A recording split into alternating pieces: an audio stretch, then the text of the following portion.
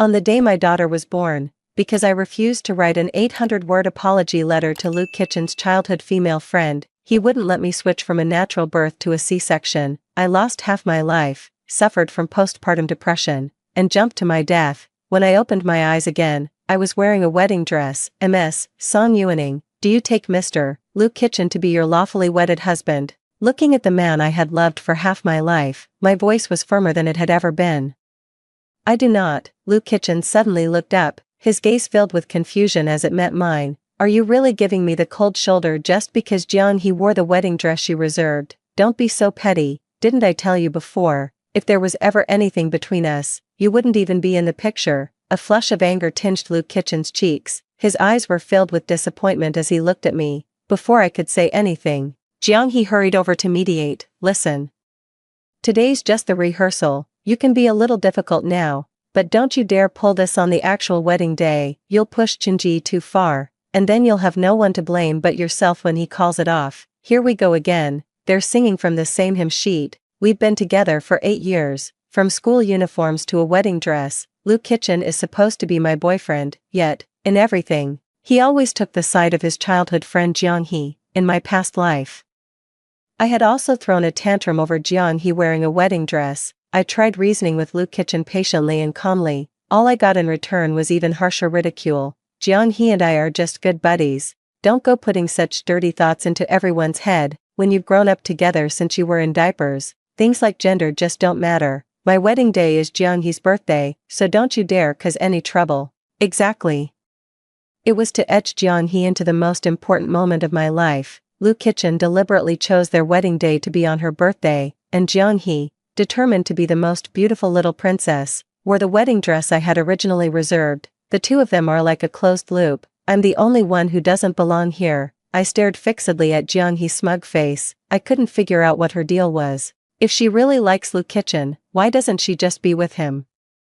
As for waiting to snatch it until you have a girlfriend, does that make you happier? She shot me a glare. Why are you looking at me like that? It's creepy. As she spoke, the tears welled up as if from a tap. They began to fall, pattering down. I always knew you didn't like me. I'll just leave, so you don't upset Brother Chen. That's what she said. Jiang He moved closer to Luke Kitchen, pressing her chest against his arm and swaying coquettishly.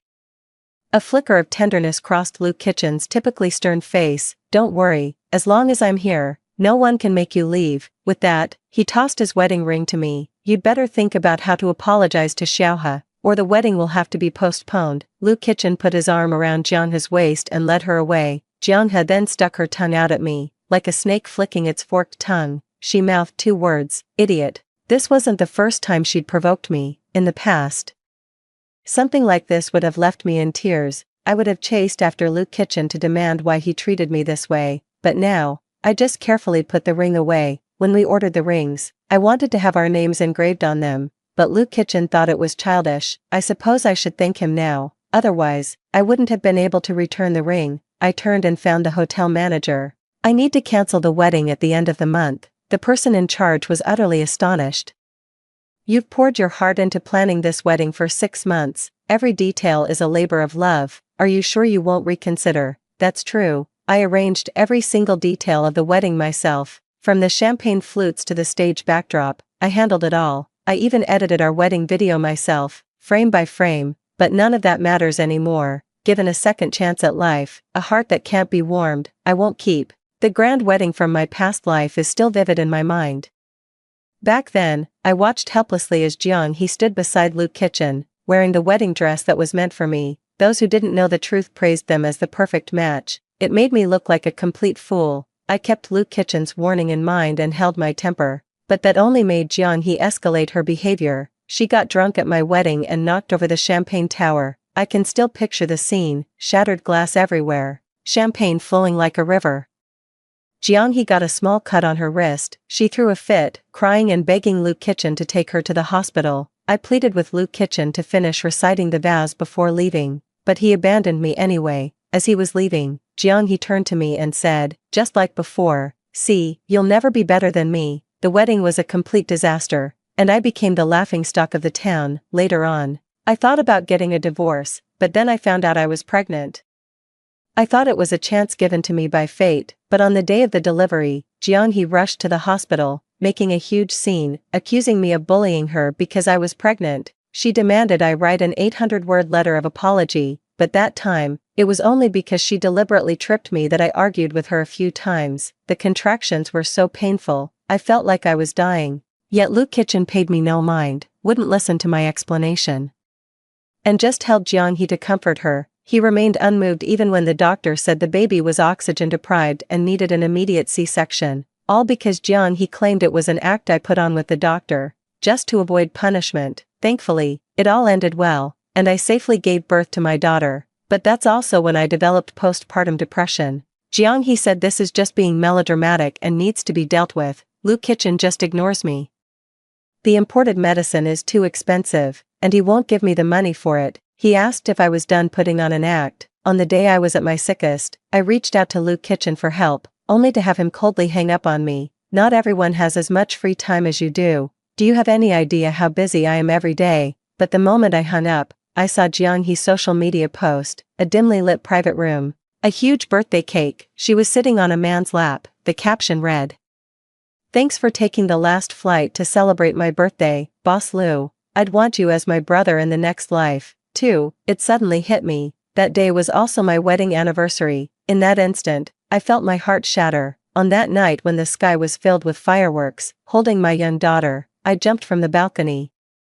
The feeling of being shattered to pieces was truly unbearable. After returning home, I logged into my email and replied to a message. I studied architectural design in university. After graduation, Luke Kitchen thought design work was too tiring and didn't pay well, so he got me a job at the Liu family's company. Even though everyone says I don't need to lift a finger and can just coast along. But I never gave up on studying my major. Not only did I take online courses and earn my certification early, but I also enrolled in an on-the-job postgraduate program. Last month, my graduation project won an award overseas. It caught the eye of a German company, which is now trying to headhunt me with a lucrative offer. I wouldn't have even considered it before, but now, I've changed my mind. I need to get away from Luke Kitchen, the farther the better. The start date was quickly settled, and it happened to fall on the day of my original wedding. Just as I was about to breathe a sigh of relief, I suddenly heard the dog's heart-wrenching howl coming from the living room. I knew it. Jiang-hee was here again.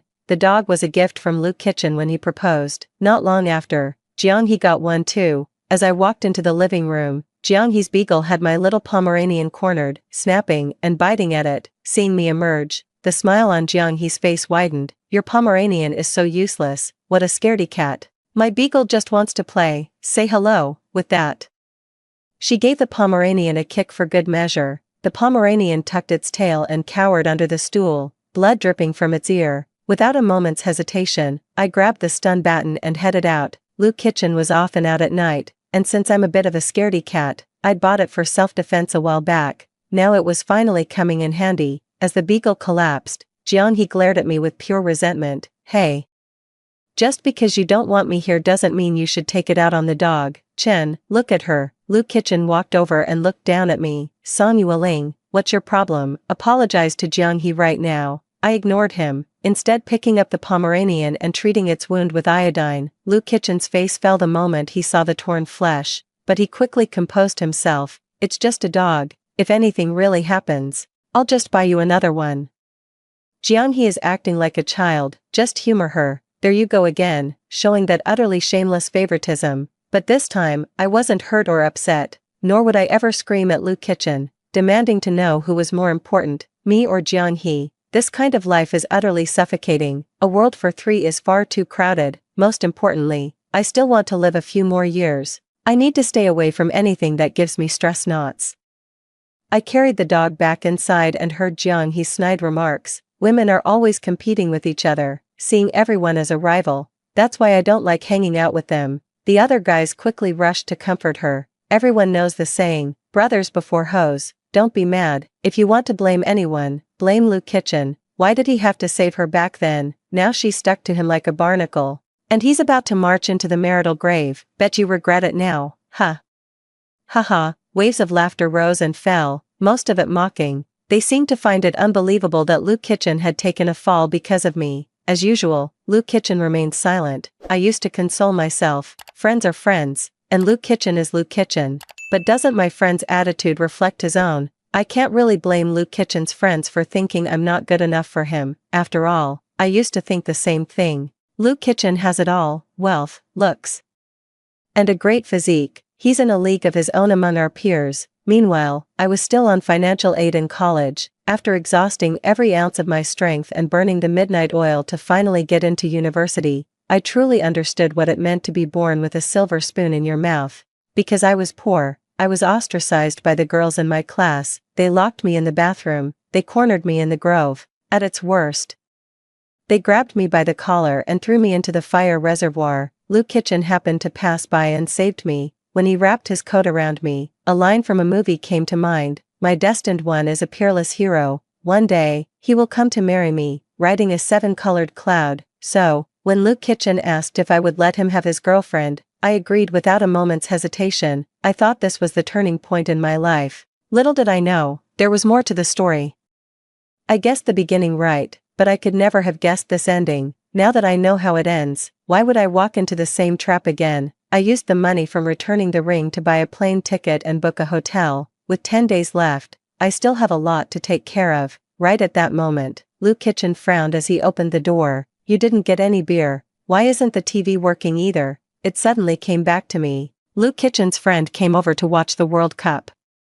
In the days leading up to it, I would prepare fresh fruit, chilled beer, and turn on the air conditioning well in advance. Looking back now, I was such a doormat. I said without looking back. I canceled my cable subscription. Every little bit of savings helps. Renting a place abroad adds up, and the cost of living is no small thing. Luke Kitchen was taken aback by my answer. Pausing for a long moment, he let out a sigh. You've been so irritable lately. Fine.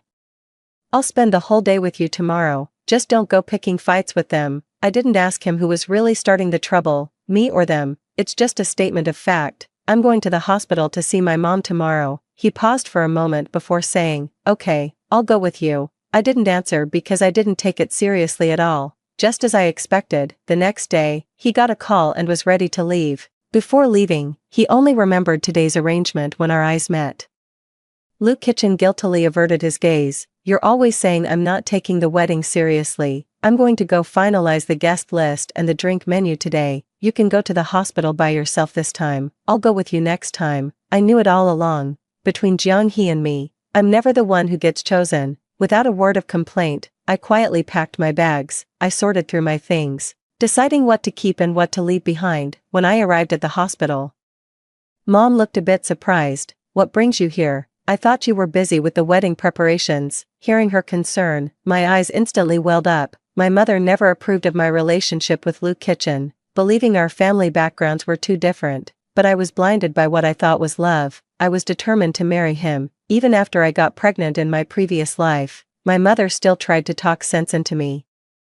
Maybe we should just forget about it. Jiang-hee is clearly a handful. Luke Kitchen is being unreasonable again. When will this ever end? But I just can't accept it. He was the one who pursued me, Luke Kitchen, and promised to take responsibility. How can he just cast me aside after I gave him my heart, body, and soul? And besides, we have a child now. He should settle down. But in the end, it proved I had lost the bet. I remember, not long after I took my own life in my previous existence, Mother swallowed sleeping pills and followed me. How could I ever abandon my own mother for a man? I'm such a fool. I didn't say much to Mom, just that Germany has more advanced medical technology. I'm taking her with me. By the time the discharge paperwork was finished, it was already getting dark. A huge weight was lifted from my mind. I breathed a sigh of relief as I reached the pedestrian street near my neighborhood. Watching the bustling crowd, I walked into a bar, ready to have a couple of drinks.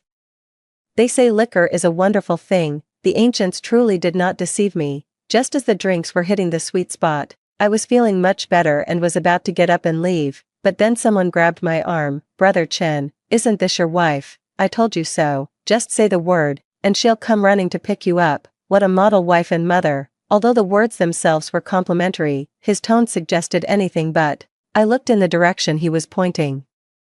I can't believe Luke Kitchen is here too, and of course, Jiang-hee is right there with him. I instinctively checked my phone and only then did I realize, half an hour ago, Luke Kitchen had texted me, asking me to pick him up from the bar. What rotten luck. I should never have come here. Luke Kitchen shoved the keys into my hand without a second thought. Bring the car to the front. We'll drop Jiang-hee off first. I glanced at Jiang-hee, who was curled up in Luke Kitchen's arms. Her strapless top revealed a flash of pale skin, with Luke Kitchen's jacket draped over her shoulders. The way they nestled together gave off an air of marital intimacy. A sudden wave of nausea washed over me. I didn't take the car keys and said flatly, "I've been drinking. I can't drive." Luke Kitchen frowned. "I thought you didn't drink." Jiang-hee let out a cold snort. "Everyone knows you can't hold your liquor." Using that as an excuse to brush off Brother Chen. "Fine, if you don't want to deliver it. Just say so." After speaking, she pursed her lips. She put on an innocent, victimized look. Seeing her look wronged, Luke Kitchen's face immediately darkened. Song Yuaning, Jiang-hee already apologized about the wedding dress. Can you stop being so petty? I looked at him like he was an idiot. Did I say anything? Luke Kitchen was taken aback. It's true. I never drank a drop in front of Luke Kitchen before. After all, one of us had to stay sober. So for these past few years, I've dutifully served as his personal driver. Every time he finished his social engagements, I would show up the moment he called. But now, I let out a bitter, self-mocking laugh. Then I turned and walked out the door. But I never expected this. I had just called a designated driver. Luke Kitchen suddenly shoved Jiang-hee into my car. He shot me a glance and said, "Be a good girl. Jiang-hee isn't feeling well, so take her home first." With that, he turned to exchange pleasantries with his friend standing at the bar entrance. I said without looking back, "Get out." Jiang-hee propped herself up, her gaze fixed intently on me. Her eyes were clear and lucid. She was a completely different person from the one who had just been slumped, drunk, in Luke Kitchen's arms. "If I remember correctly, this is the car Brother Chen bought for you. You know the saying, don't forget the well digger when you drink the water." Yet here you are, using someone else's things without a shred of shame. If it weren't for Brother Chen, would you ever have had the chance to drive a car like this in your entire life? If anyone's getting out, it should be you, you cheap bastard. My hand tightened around the handle of my bag. As the saying goes, you're beholden to those who feed you or give you gifts. Technically speaking, this car isn't actually mine. I turned to get out of the car and ran straight into Luke Kitchen. He shot me a glance. "Where are you off to? This isn't my car. I have no right to ride in it. The spare key is in the car. Do whatever you want with it." Luke Kitchen was completely baffled. "Of course it's yours. I bought it for you." He instinctively glanced at Jiang-hee, but before he could voice his question, she preempted him. He saw Jiang-hee leaning against the car window, pouting with a troubled expression. "Brother Chen. She probably doesn't want to be around me. Maybe I should be the one to leave." Luke Kitchen's patience ran out in an instant. Song Yuaning, cut the sarcastic act. "It's just a car ride. How did I never notice you could be so petty?" Seeing him get so worked up over a single remark from Jiang-hee, I couldn't help but ask, "Didn't you say you were going to review the drinks menu and seating chart today? How did it go?" The moment the words left my mouth, Luke Kitchen's face twisted into a look of utter disgust. His eyes darted away, avoiding mine. "It's fine.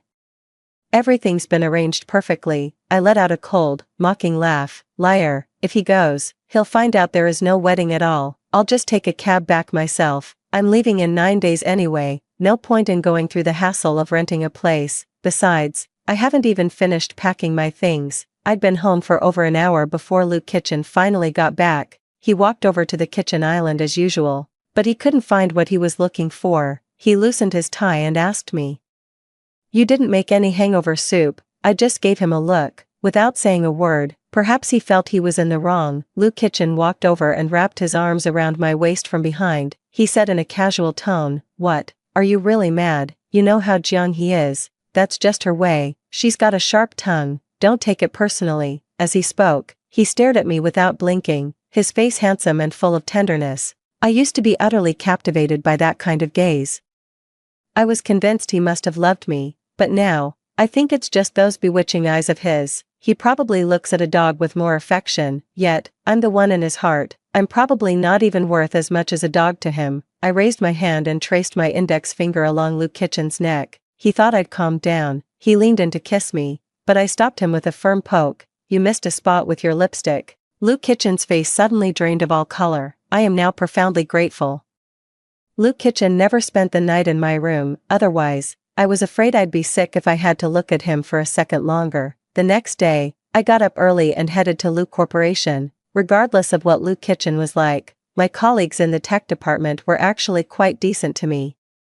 Before I left, I had to hand over all my current work. I wouldn't feel right about leaving a mess behind. Given my position, I didn't need Luke Kitchen's approval to resign. My colleagues assumed I was getting married and would be leaving to focus on family, so they didn't ask many questions. Only my mentor spoke to me, offering a few words of earnest advice. Xiao Song, a happy marriage is wonderful, but your personal growth is important too. What a shame, really. I smiled without saying a word.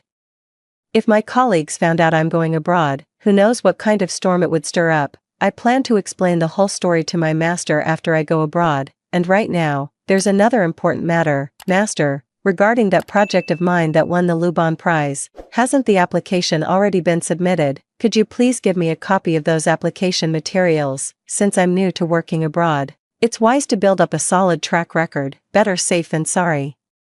My mentor was pleased to hear that. Absolutely, with your strong professional skills, you should never let them go to waste. I said goodbye to my colleagues, tidy up the workstation. I got home a bit earlier than my usual time off work. To my surprise, dinner was already prepared at home. Luke Kitchen, wearing an apron, really did look the part of a house husband. That is, if Jiang He hadn't been standing right beside her. Luke Kitchen said in a softened tone, Jiang He said she wanted to apologize to you.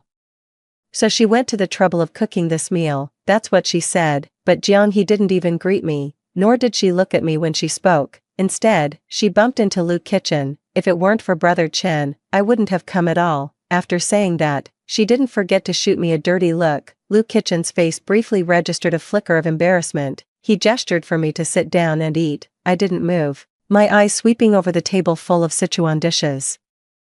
I don't eat spicy food. I'm allergic to seafood, so, who exactly is this for? Jiang He pursed her lips upon hearing this. I told you I shouldn't have come. She's just doing this to spite me. Humph. Seeing her about to leave, Luke Kitchen quickly grabbed her, half dragging and half embracing her into his arms. She turned her head and shot me a glare. Stop being so picky. You're usually fine with anything. Why are you making such a fuss today? I feel sick. I was just about to make myself scarce when my boss called. He rarely calls me after hours, so it must be urgent. I answered immediately. He sounded panicked. Xiao Song, I'm not sure what happened, but your name isn't the one listed on the project application. I glanced at the two people in front of me, and a sudden, sinking feeling of dread washed over me. I asked, my voice trembling, whose is it? Jiang He. In an instant, I felt the blood in my veins run cold. Luke Kitchen had clearly overheard the phone call. He shifted uncomfortably, touching his nose as he spoke. Jiang He is about to join the Jiang family business, but the family isn't very confident in her. She needs a solid performance to prove herself, so you just handed my project over to her. Luke Kitchen, I knew you were heartless, but I never realized you were this shameless. I knew there was something fishy about this. A weasel paying respects to a chicken. It was never with good intentions.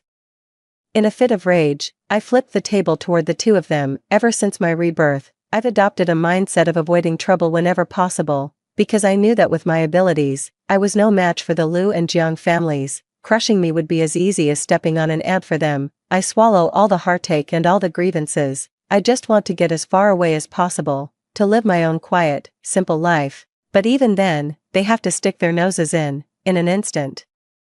The sound of shattering plates filled the air. The chili-laden soup splattered all over Luke Kitchen and Jiang He. It looked like blood. I stared at the two of them, my eyes burning red. I don't care how you're tangled up with her. This is my life's work. What gives you the right? Jiang He's sobs nearly drowned out my own cries. She bounced over and clung to Luke Kitchen like a limpet. Song Yuaning, you absolute madwoman. Brother Chen, look at her. But this time, Luke Kitchen didn't blindly take her side and blame me as he usually would. Instead, he just stared fixedly at my contorted face, as if he didn't even recognize me anymore. A long time passed, so long that Jiang He's sobs had finally subsided. Only then did Luke Kitchen speak, his voice hoarse. Mom wants a grandchild. We'll start trying as soon as we're married. You're about to step back from your career anyway, right? The mere thought of a child sent a shudder through my entire body. In my past life, when I heard those words, you can't imagine how overjoyed I was. I thought he had finally decided to settle down and build a proper life with me. I quit my job to focus on preparing for pregnancy, and what did I get in return? A mangled corpse. I let out a cold, derisive snort. Have a child? You're not worthy. I don't want what belongs to others. and no one will take what's mine." Luke Kitchen was taken aback. His face instantly darkened, looking as if it could drip with gloom. He unhurriedly took off his soiled jacket and tossed it into a nearby trash can. He adopted a posture as if ready to negotiate with me. "You know the caliber of the Liu family's legal team. Even if we go through the courts, the outcome will be the same. Be reasonable. Let's have a child. Wouldn't it be wonderful for our family to be happy and harmonious? If you keep making a scene, you'll only end up embarrassing yourself." As soon as these words were spoken, Jiang He looked at me with a smug, contemptuous gaze, as if victory was already assured. I met Luke Kitchen's piercing stare. I let out a self-mocking, cold laugh. "I can't believe I shared a bed with someone like you for so long." I began to speak slowly. "I know I'm no match for you, so if I can't have it, no one will. Let's just go through the legal process. I have nothing to lose. We'll see who ends up looking more pathetic." I thought with 8 days left. Moving out now would be tipping my hand for no reason. But I had overestimated Luke Kitchen's basic decency. It's not like there's much left in the apartment anyway. I packed my things and left that very night. When I left, I only took a single suitcase. Luke Kitchen thought I was just leaving in a huff. As I left, I made sure to get in a parting shot. "Think carefully. Once you walk out that door, it won't be so easy to come back." I quickened my pace. I found a random hotel to make my final preparations before going abroad. Things were quiet on Luke Kitchen's end for 2 days. On the 3rd day, they suddenly started texting me nonstop. "Which tie should I wear with this shirt? The colors bled in the wash. What do I do? I need to wear this white shirt tomorrow. My stomach's acting up again. Where did you put the antacid? When are you coming back? I'll pick you up." I didn't reply to a single one, but I never expected Luke Kitchen to come looking for me anyway. He even beat me to the hotel room. Of course, the Luke Corporation can even alter names on official filings. Looking up someone's check-in information is child's play. I didn't think it was a big deal. It wasn't until I saw Luke Kitchen tap the passport and visa laid out before him, my heart sank. Had he discovered something? Luke Kitchen stood up and said, "Got your passport ready? Didn't I tell you I've been swamped lately? We'll make up for the honeymoon next year. I promise." I breathed a sigh of relief. Good thing they didn't notice. I really don't want any last-minute surprises. Seeing that I didn't react, Luke Kitchen suddenly took my hand. "I've applied to correct the name on the Lubon Prize. Please withdraw the lawsuit." Jiang He realizes he was in the wrong, so you don't need to be so stubborn about it. "When we get back, let's shake hands and make up. Then we can put this whole thing behind us. We'll go back to how things were before." With that said, he tried to hold me, but I shoved him away with all my strength. I watched his anxious face, his red lips parting and closing. "You've slept together, haven't you?" Luke Kitchen froze in place. He looked at me in disbelief. I glanced at the nightstand. There used to be 2 boxes, but now there's only 1 left in the box. Surprised. "Just because I never said anything doesn't mean I'm stupid." She looks down on me. "All your friends look down on me. Are you really that clueless? Doing all sorts of ambiguous things under the guise of being just bros. Does Jiang He sleep with all his other bros too?" Hearing that last line, Luke Kitchen finally lost his composure. "Stop being so unreasonable. Keep other people out of our business. Seems to me you're just bored with your comfortable life and looking for trouble."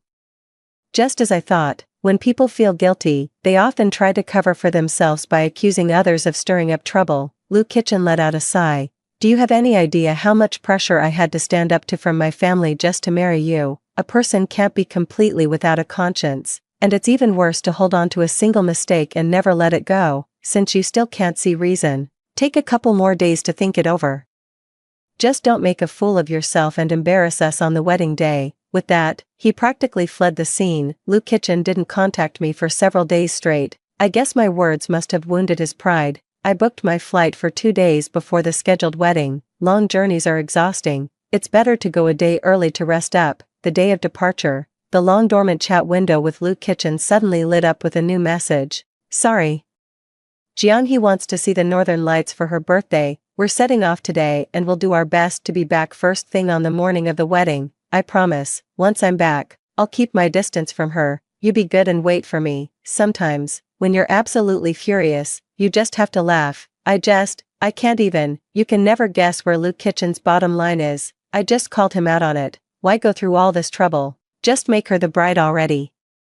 Or just have the wedding at the North Pole and be done with it. Luke Kitchen only replied with 3 words, "Stop messing around." I immediately blocked him. "I'm leaving anyway. No need to keep up the act." but I only blocked him, forgetting the other main character. When I got off the plane in Germany, my phone started buzzing with notifications one after another. All of these were sent by Jiang-hee. One was of Luke Kitchen in a hotel room, wrapped in a towel. Another showed the two of them holding hands, fingers intertwined, and then there was a selfie of her on the bed, covered in red marks. Do you not usually keep Chin satisfied? I'm practically wrecked from his attentions, but considering he just secured me an even bigger award, helping me solidify my position in the Jiang Corporation, I guess I have to indulge him unconditionally. My heart is a flat, calm lake. I just screenshotted the chat and posted it to my social feed, complete with pictures and explanations, easy to understand.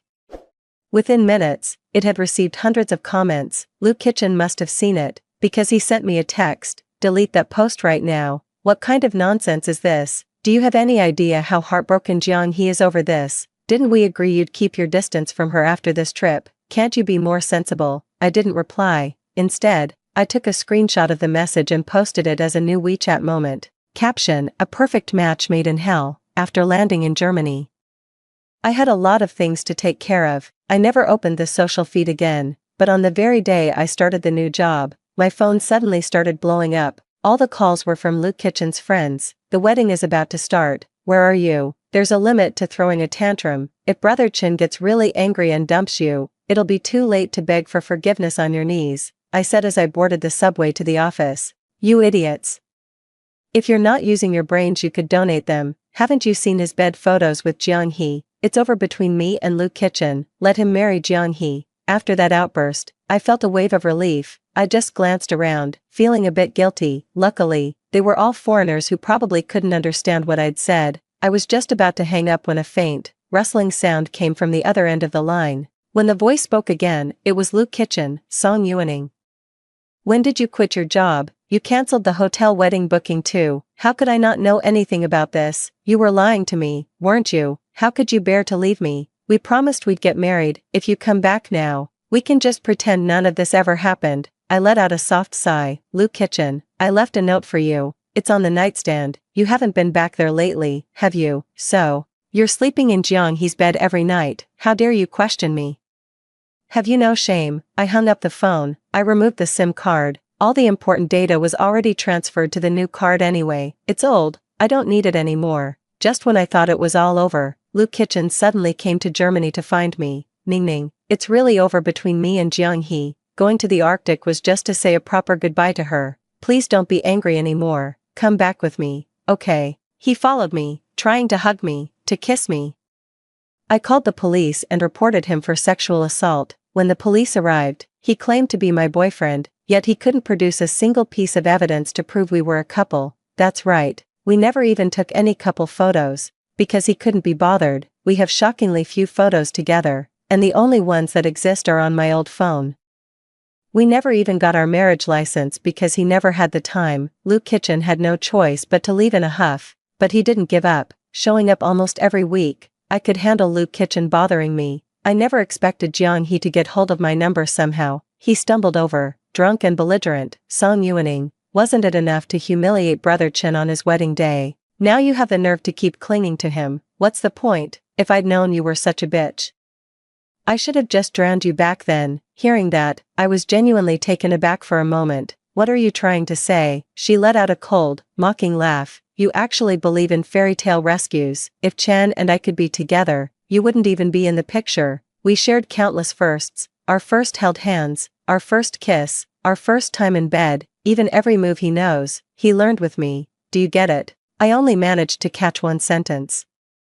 What do you mean you can't be together? Song Yuaning was taken aback, perhaps realizing she had said too much, and hastily hung up the phone. A vague truth began to surface in my mind. I had someone start investigating Luke Kitchen back in the country. The outcome came to light within a matter of days, but then, in their circle, it was hardly a secret. Luke Kitchen and Jiang-hee turned out to be close relatives. We're not even 5 generations removed. No wonder they did everything a couple does, yet never got together. No wonder Luke Kitchen's mother, who clearly disliked me, accepted a commoner like me marrying into the Liu family. It all makes sense now. When Luke Kitchen approached me again, I agreed to have dinner with him. He seemed genuinely pleased. He took me to an upscale restaurant, He even bought a large bouquet of roses. She was overjoyed at the prospect of rekindling our old flame. I got straight to the point. So, you know that Jiang He was the mastermind behind the bullying I suffered at school. It wasn't a question, it was a statement of fact. Luke Kitchen's expression changed instantly. His tone became hesitant and evasive. I only knew she was bullying a girl back then. I didn't know it was you. That day, when I saw her going too far, so you saved me. And then you got together with me while I had feelings for you, just to cover up your sordid little affair with Jiang He. Luke Kitchen suddenly looked up at me. Who told you that? Knowing the truth, I actually felt a sense of relief. I still remember my past life. I'm always doubting myself. What did I do wrong? He was the one who pursued me in the first place, so why is he pushing me away now? His mother let me into their home, so she must have liked me too, but why can't I see any happiness on their faces? At every family gathering, I was always seated in the most inconspicuous corner, even after having a child. My treatment didn't improve. Now I understand, because the more I received, the more guilt Luke Kitchen felt towards Jiang He. So, all this time, I've been living a lie. The company had an overseas posting opportunity, and I applied for it. Thank goodness in this life, I never got myself into that mess. As for Luke Kitchen, whether he regrets it or not is none of my concern. I sincerely hope he meets a miserable end. News of Luke Kitchen surfaced again 3 months later. It all started when his mother arranged a marriage of convenience for him. Jiang He, lovelorn and desperate, went on a rant online. How could you just abandon me? I gave you my first time when I was 18, and I even lost a child for you. What does it matter that we're related? You said nothing could ever keep us apart. I've waited for you all these years. Why can't we be together? For a time, the Liu household was thrown into utter chaos. But none of that has anything to do with me anymore. Another year passed. I heard Luke Kitchen was blessed with a son. On the very same day, Jiang He took her own life, just like I did in my past life. Luke Kitchen's side story. I can't find Song Yueling anymore. She loved me so much. How could she bear to leave me? I admit, I had ulterior motives when I first got together with her, but after 8 years together, I've long since come to see her as the closest person to me. She's been so good to me. Not like Jiang He, who's always throwing tantrums. I always came first in everything, but I ended up losing her. Jiang He blew the whole thing wide open. I had no choice but to arrange a marriage alliance as soon as possible. The marriage alliance is with Hu Qing, the daughter of the Hu group. She looks quite beautiful. I agree. First, stabilize the company's stock market, then continue looking for Song Yuening. But we had only been married for a couple of days. I saw my wife from the arranged marriage bring another man into our wedding chamber. They were making passionate love in my own bed. She even seemed to be enjoying it more than she ever did with me. I was trembling with rage, but she just shrugged indifferently. Look who's talking. It's not like you're a saint yourself, are you? What utter nonsense. How can you even compare men and women? After I caught her in the act, instead of showing any remorse, she only became more brazen.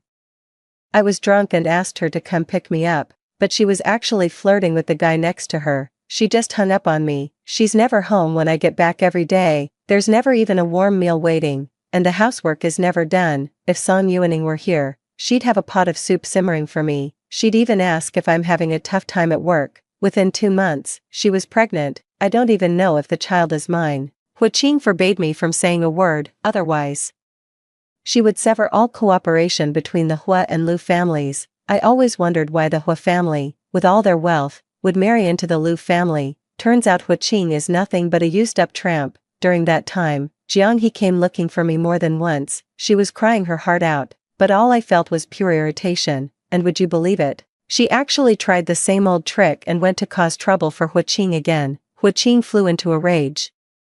I had no choice but to make Jiang He apologize to Hu Qing. Let's leave it at that for now. Once things have calmed down, I'll go and smooth things over with Jiang He. We'll talk about it after Hu Qing has the baby. But I never expected it. Jiang He is dead. When I heard the news of her death, I stood frozen on the street for a long time. Just like the day Song Yuening left, I suddenly felt utterly pathetic. In my life, I have been loved by 2 women. When I was with Song Yuening, I was afraid of hurting Jiang He. After I was with Jiang He, I still couldn't forget Song Yuening. In the end, they all left me. Then one day, I stumbled home, completely wasted. I fell the moment I walked through the door. Vomit was splattered all over the floor. I called out Hu Qing's name, but the bedroom held only the sound of her and the man's ragged breathing. by the time they found me, my corpse has already gone cold.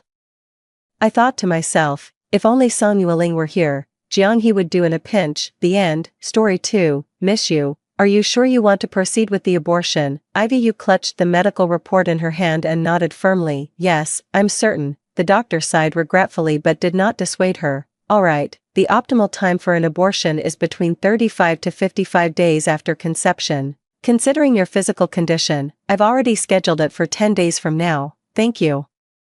Ivy sat in the hospital corridor, stroking her belly, and booked a ticket to return to her hometown in 10 days. Meanwhile, a live broadcast of Changhong Group's new product launch was airing on television. Since its listing, apart from its exceptional product quality, the romantic life of Changhong Group's chairman, Chase Fu, has also attracted considerable attention. Chase Fu is handsome, intelligent, and incredibly wealthy. He is also seen as a romantic figure in the eyes of the world.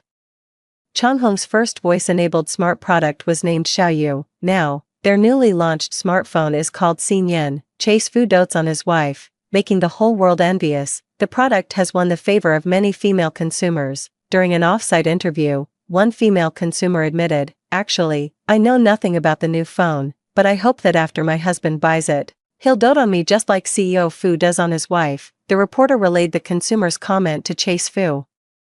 He joked, "President Fu, everyone knows you're a wife-spoiling fanatic. If Mrs. Fu were to have a child in the future, would you become a slave to your kid?" In the frame, Chase Fu pondered seriously before responding with a composed smile. "I look forward to that day, but everything will be based on my wife's wishes. Moreover, rather than being labeled a slave to my child, I'd prefer the tag wife-spoiling fanatic to remain on me." A wave of good-natured laughter erupted from the audience. Ivyu's phone buzzed. It was a message from her friend, Su Mo. The other party excitedly sent over a dozen messages. "Hurry up and do something about Chase Fu. If nothing else, quickly have a baby with your Fu Zong. He's practically rubbed our child bald today. To be honest, Ivy, I really envy you. It must take 8 lifetimes of good karma to land such a wonderful husband." Ivy saw the message and smiled self-deprecatingly. She truly had a fortunate life, from childhood.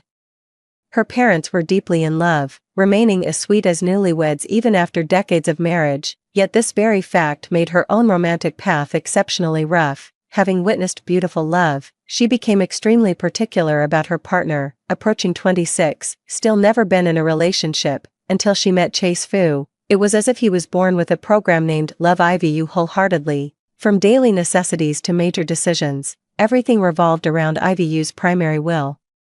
Chase Fu has a memo notebook. Ivy doesn't like eating fish, dislikes scallions, ginger, and garlic, enjoys cherries, and has morning grumpiness. His brother found it utterly baffling and asked curiously, "With so many preferences, don't you find it annoying?" Chase Fu simply replied, "Don't you think it's adorable?" His brother was left speechless, but Ivy remained reserved and never gave in.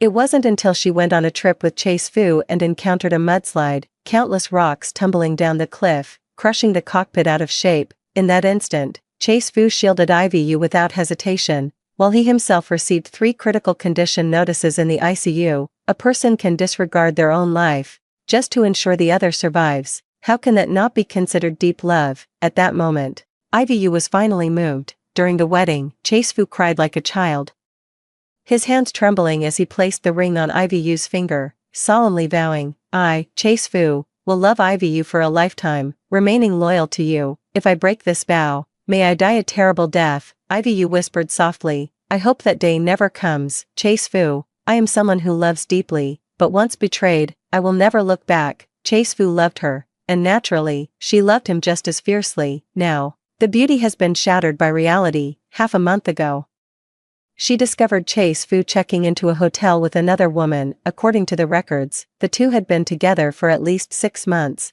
meeting twice a week. At that moment, vows turned into a slap across the face. Ivy caressed her flat stomach, signed the divorce papers, and sealed them in an envelope. She meant what she said. Once betrayed, never look back. Half an hour later, Chase Fu, who had been at the new product launch event, rushed home breathless and covered in sweat.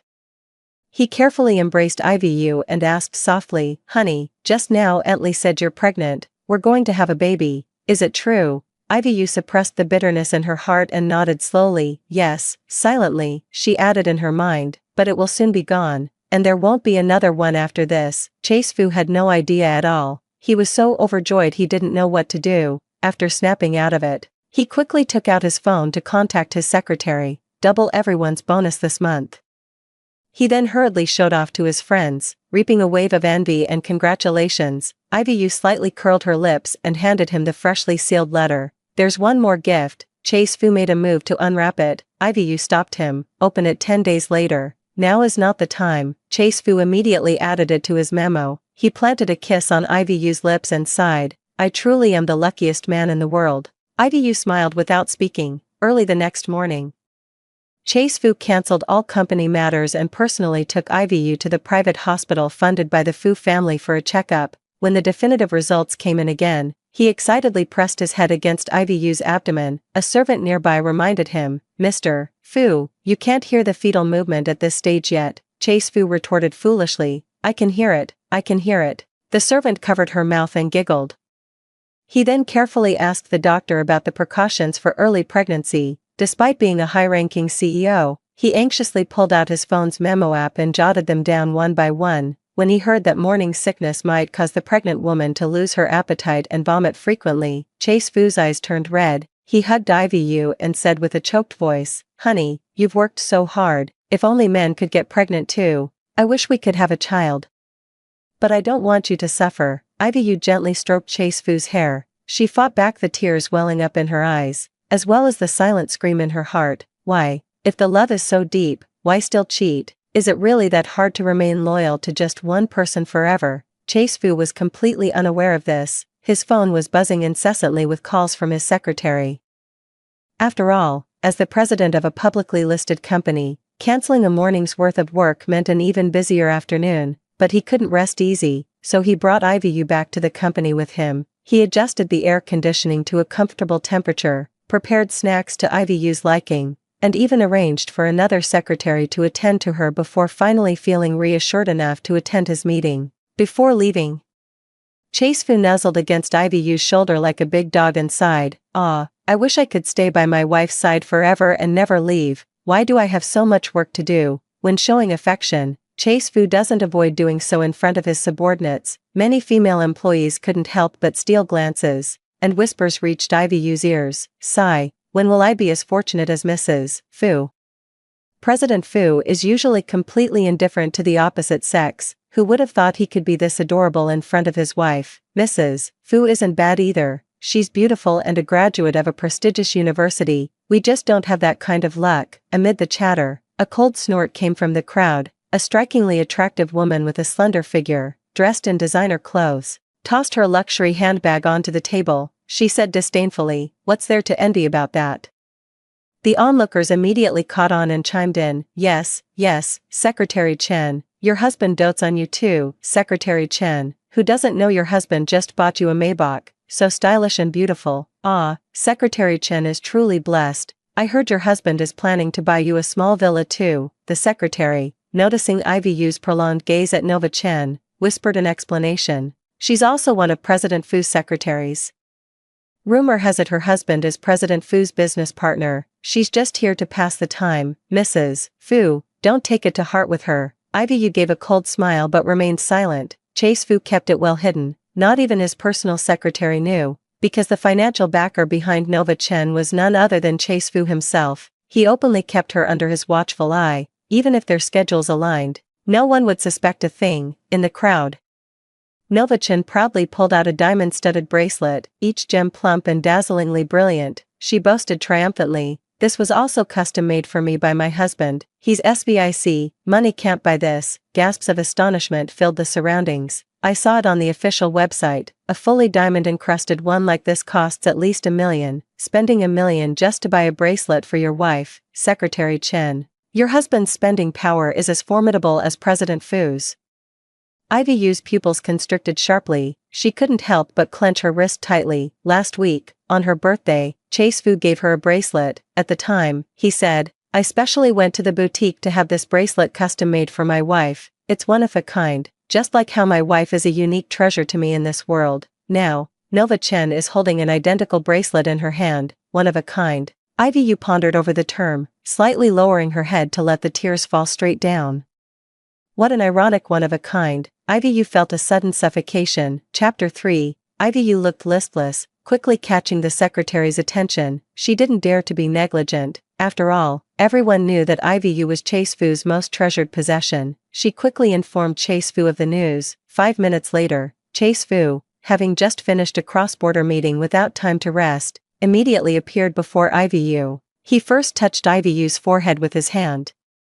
Then glanced at the barely opened snacks, feeling a bit heartbroken. He hugged IVU. Honey, is it too noisy here, making you uncomfortable? Let's go home. Okay. IVU didn't refuse. Like a nanny, Chase Fu helped IVU into her coat, slung her delicate little bag over his shoulder, and supported her as they walked out. From beginning to end, he didn't spare a single glance for anyone else, but IVU could sense that among the crowd, a gaze was consistently fixed on her. Upon returning home, Chase Fu tied on an apron. No one would have imagined that a billionaire CEO would personally cook, yet for him, it was just a routine matter. IVU is picky with food but kind-hearted. Even if the food prepared by the nanny doesn't suit her taste, she doesn't complain, just silently eats less. Chase Fu, feeling distressed, took on the responsibility. He busied himself in the kitchen for half an hour and brought out a steaming spread of 3 dishes and a soup, without pausing to catch his breath.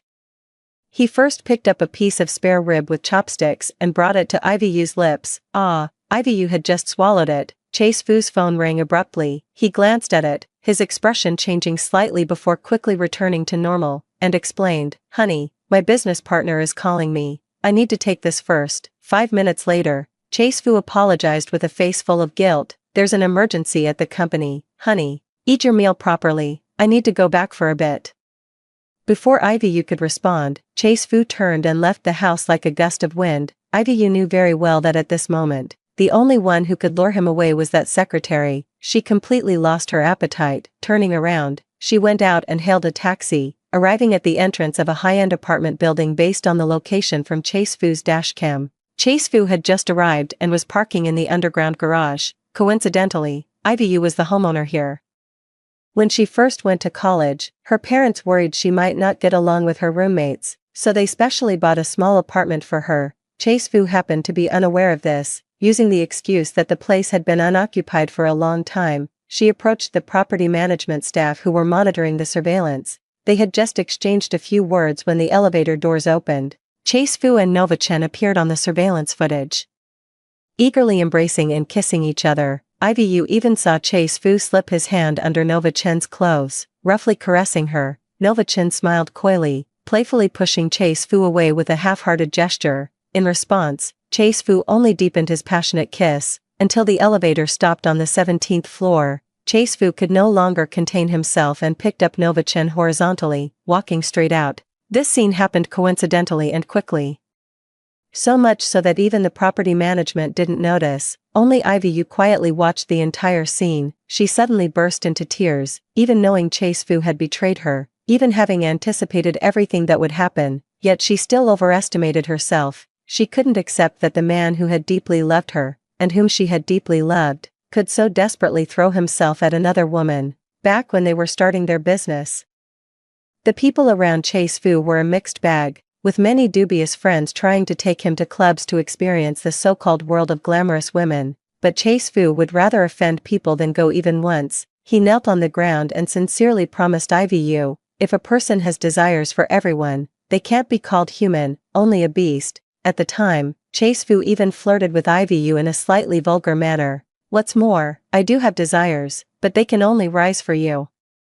IVU blushed and hit him with her hand, but it was also from that moment on, no matter what occasion Chase Fu attended, she felt completely at ease with him. Now, Chase Fu has repeatedly shattered that trust, all that love, all those vows. Chase Fu destroyed them with his own hands. She returned to the taxi in a daze, staring down at her phone. A message popped up on the screen, a confirmation from the hospital. MS.U.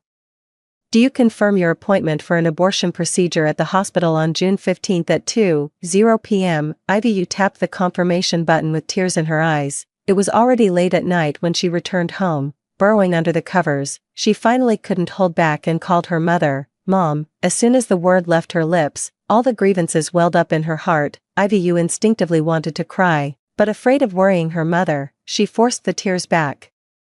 Yet a mother's intuition is strong, and Mrs. Yu quickly sensed something was wrong. What's the matter, Ivy? Are you upset about something? Ivy opened her mouth, wanting to pour out everything, but forcefully held back. I just suddenly missed you and Dad. Can I come home on the 15th? Mother Yu was delighted. Oh, your dad heard that. He's already thinking about what dishes to make for you that day. Of course. Ivy is our precious baby. You can come home whenever you want. Ivy burst into tears. Not long after hanging up the phone, she heard the sound of the door lock turning. After their intimate moment, Chase Fu and Nova Chen still remembered to shower and return home. He tiptoed over and embraced Ivy, whispering softly, I love you, but as he raised his hand, he felt her face wet with tears. Chase Fu was startled, fumbling to turn on the desk lamp as he looked at Ivy. Honey, are you feeling unwell? Let's go to the hospital now. Ivy stopped him.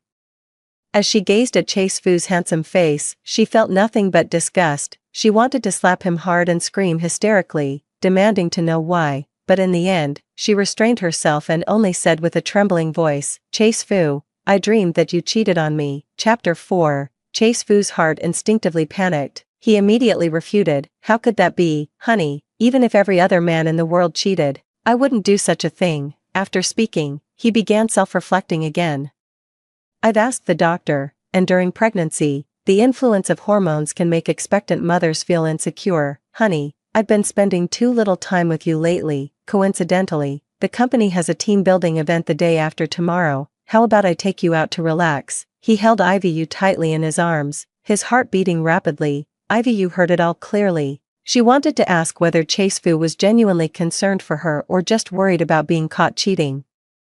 But she couldn't bring herself to ask. On the day of the team-building event, Chase Fu and Ivy appeared together, instantly drawing everyone's attention. He delegated all team-building matters to his secretary, while he wholeheartedly devoted himself to being a devoted husband. When Ivy was thirsty, she didn't even need to speak. Chase Fu would immediately bring her a glass of warm water with a straw to her lips. When Ivy ate cherries, Chase Fu would catch the pits she spat out directly with his hand. Even when Ivy needed to use the restroom, Chase Fu would obediently wait outside the women's restroom. To outsiders, it seems like Chase Fu can't live without Ivy. The female employees couldn't stop gossiping. Sigh, how many lifetimes of good karma must I accumulate to find such a wonderful husband? Mr. Fu's eyes are practically glued to his wife. Nova Chan, it's the company team building today. We've all brought our families. Where's your husband? Someone brought it up, and everyone turned their attention to Nova Chen. The same level of affection, the same financial capability. While everyone was accustomed to Chase Fu's wife-spoiling antics, they were all curious about Nova Chen's husband. Nova Chen forced a smile. He's not available today. Everyone was disappointed. We were really looking forward to seeing what your husband looks like. I wanted my own husband to learn from him and become a doting husband too. I wonder if Nova Chen's husband is as handsome as President Fu. Ivy came out of the restroom and bumped right into Nova Chen. She muttered irritably, the young miss is so delicate, everyone's waiting for you. The crowd was stunned. Though Nova Chen had always been domineering and arrogant, but everyone knows Ivy is Chase Fu's Achilles heel. How could she be so brainless? One of the employees quietly tugged at Nova Chen. Are you crazy, Secretary Chen? Hurry up and apologize to Mrs. Fu. Nova Chen stiffened her neck and remained silent. Before Ivy could speak, Chase Fu immediately snapped, Nova Chen, hand over the project you're following to Xiao Wang, and this month's performance bonus will be deducted. Nova Chen widened her eyes, staring at Chase Fu in disbelief. Chase Fu ignored her, straightened Ivyu's clothes gently, and said softly, honey, let's go. Ivy remained silent. Out of the corner of her eye, she caught Nova Chen staring fixedly at Chase Fu, silently shedding tears. The company was staying at a renowned 5-star hotel. Ivy woke up in the middle of the night. Reaching out to the bed, she found the other side cold and empty, long since deserted. Ivyu's lower abdomen ached faintly. She got out of bed, pondered for a moment, and turned on the dashcam. Just then, she happened to hear voices. Nova Chen giggled coquettishly while letting out a sultry moan. Chase, you finally remembered me. You were so harsh with me during the day. I've been upset all day. Chase Fu's low, ragged breaths came in waves. He seemed to suddenly exert force, forcing Nova Chen to beg for mercy before coldly stating, you crossed the line today. Nova-chan, I made it clear to you from the very beginning, we can play, but you don't bring my wife into this, otherwise, we're done. Nova-chan's voice immediately softened. She clung to Chase-fu. Her cries fragmented beyond recognition, tinged with a sob. I was just jealous, Chase. I envy Ivy you. I envy that she can have your love. Chase-fu's tone also softened. Don't cry. You mentioned you liked that apartment in the second ring road the other day, right? I'll buy it for you. Nova-chan, I love you, but I hope you won't make things difficult for me. Nova-chan immediately stopped crying and making a scene. She murmured happily, with Chase's words, even if I have to be your secret lover for the rest of my life, I'm willing. She once again hooked Chase-fu, sparking a new wave of passion. The intertwining of gasps and moans had a tremendous impact on Ivy Yu. She had long been crying too hard to speak a single word. I love you. The words I love you that Chase-fu said to Nova-chan were like someone taking a knife and directly slicing open Chase-fu and Ivy Yu's marriage.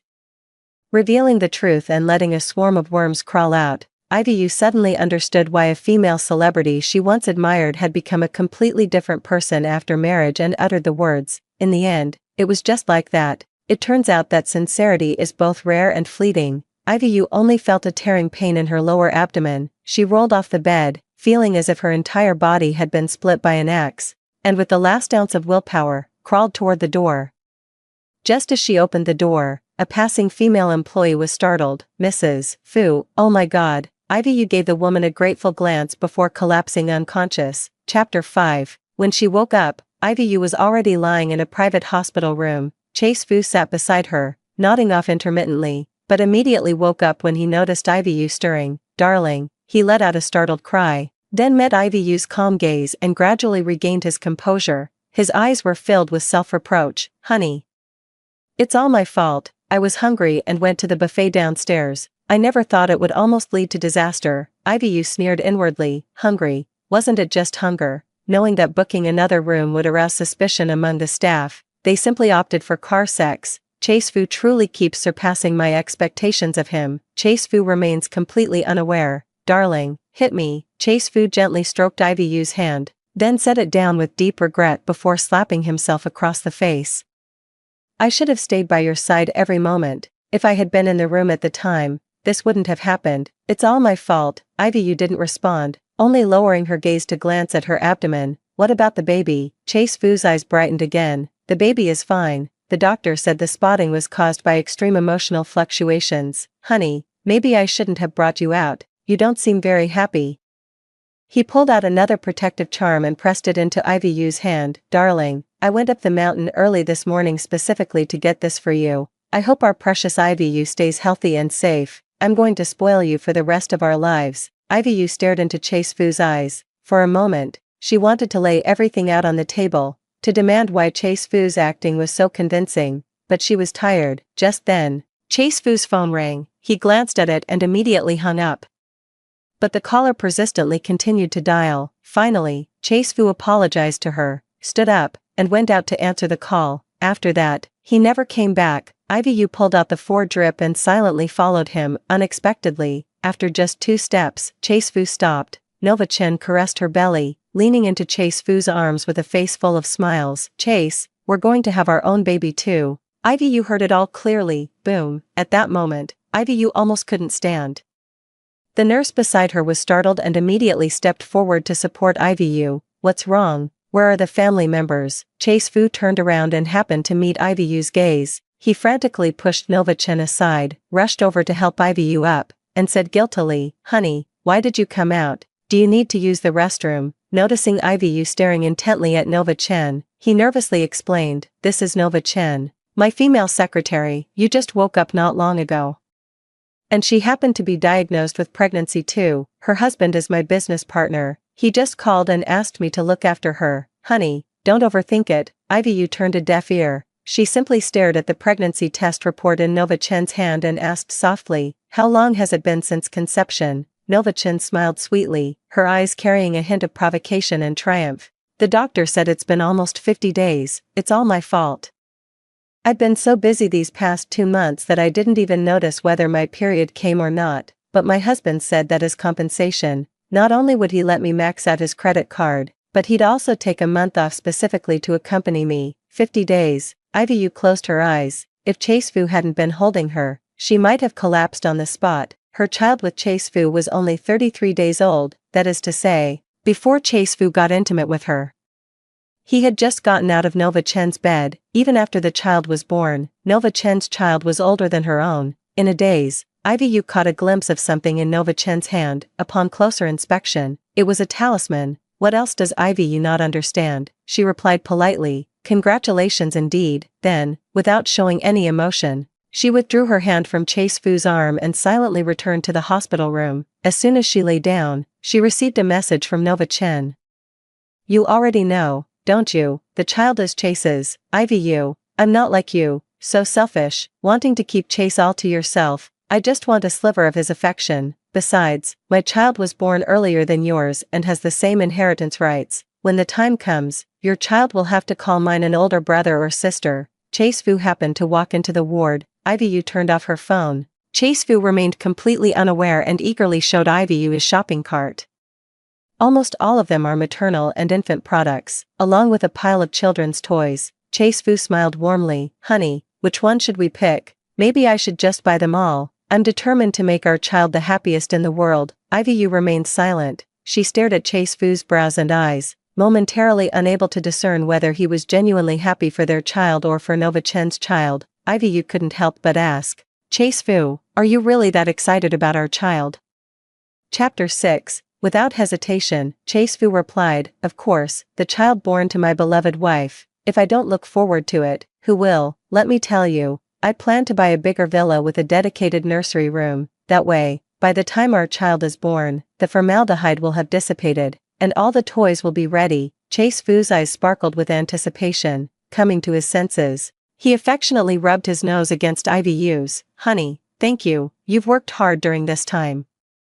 I'll strive to be the perfect husband, taking care of you in every possible way." Ivy Yu remained silent. After returning from the company team building event, Chase Fu became even more attentive. He often cancelled company meetings just to spend more time with Ivy Yu. His actions were quite obvious, making it hard to hide from outsiders. Everyone understood, though, especially netizens, who jokingly teased that Chase Fu had indeed transformed into a devoted husband and doting father. But only Ivy Yu knew that his heart wasn't fully in it. In the morning, Chase Fu accompanied Ivy Yu for a walk. Half an hour later, he left, citing overtime work at the company as the reason. Ivy Yu's phone would receive a text message from Nova Chen, showing Chase Fu and Nova Chen's hands intertwined. "Do you really think Chase is wholeheartedly devoted to you? In places you don't know about, he's been quietly by my side all along." At noon, Chase Fu prepared lunch for Ivy Yu. Yet, half an hour later, Ivy Yu's phone received another text message from Nova Chen. "So what if you're the official wife? I can still enjoy meals just as good as yours, also personally cooked by Chase." In the evening, Chase Fu had promised to accompany Ivy Yu to sleep, so before returning home, he would have intimate moments with Nova Chen. Several times, Ivy Yu received photos from Nova Chen, Chase Fu lying shirtless under the covers, embracing an equally naked woman. There were still 2 bite marks engraved on Chase Fu's neck. Nova Chen's provocative caption read, "Your man, my exclusive." Ivy Yu silently saved it without a word, until the day of the 15th approached. Early in the morning, Ivy Yu said to Chase Fu, "I want to go back to the university for a visit." Ivy Yu and Chase Fu met in the year they graduated from graduate school. They studied different majors but got to know each other through the same advisor. When they got married, their advisor even gave a speech at their wedding. Ivy Yu thought that one should always finish what they start, whether in life or in work. Even if they were to part ways, she should make things clear with Chase Fu, consider it as honoring all those years of friendship. Chase Fu's hand paused for a moment. He agreed without hesitation, "No problem, honey." He personally drove the car and had just arrived at the school gate when the phone suddenly rang. Chase Fu only glanced at the number before immediately getting out of the car to answer it. A moment later, he looked at Ivy Yu with deep apology. "Honey, there's an urgent matter at the company. I need to go back for a bit. Could you wait for me at the school first?" At the same time, Ivy Yu received abusive messages from Nova Chen on her phone. "What gives you the right to monopolize Chase? He should be here with me right now." It's hard to describe the feeling at that moment. Disappointed. "I've been disappointed for a long time." Ivy Yu nodded calmly at him and got out of the car directly. Chase Fu watched her leave. Strangely, Chase Fu had done such things thousands of times before, But this time, he felt inexplicably uneasy. He couldn't figure out the reason. But the life or death phone calls kept coming, forcing him to rush to the appointment. Yu arrived at the school's campus wall. Chase Fu was the most prominent alumnus of that year, and his portrait still hangs there, youthful yet handsome, just like the young man who had once loved him with all his heart. Yu gazed at the photo and whispered softly, "Chase Fu, our fate ends here." Then, she turned and walked away resolutely. She took a taxi to the hospital, arriving precisely at 2 in the afternoon, lying on the cold operating table. She spoke to the fetus in her womb one last time. "I'm sorry, baby. Mom was really looking forward to your arrival, but she believes bringing you into this world knowing your father has already betrayed us would be irresponsible to you. Goodbye, baby." She silently shed tears. An hour later, Yu woke up with a pale face. Her body was still weak. The fetus that shared her bloodline had been crushed and removed, but her mind was clear. Taking out her phone, Nova Chen was still provocatively sending messages. "It seems Chase Fu hasn't been able to extricate himself from her yet." Yu then returned to the villa with peace of mind, took out the documents she had prepared long ago, opened the envelope, and placed the abortion consent form inside. After one last glance at this place called home, she turned and left. She would never come back again. Chapter 7, Bang. Chase Fu's heart suddenly skipped a beat, and the water glass in his hand fell to the ground.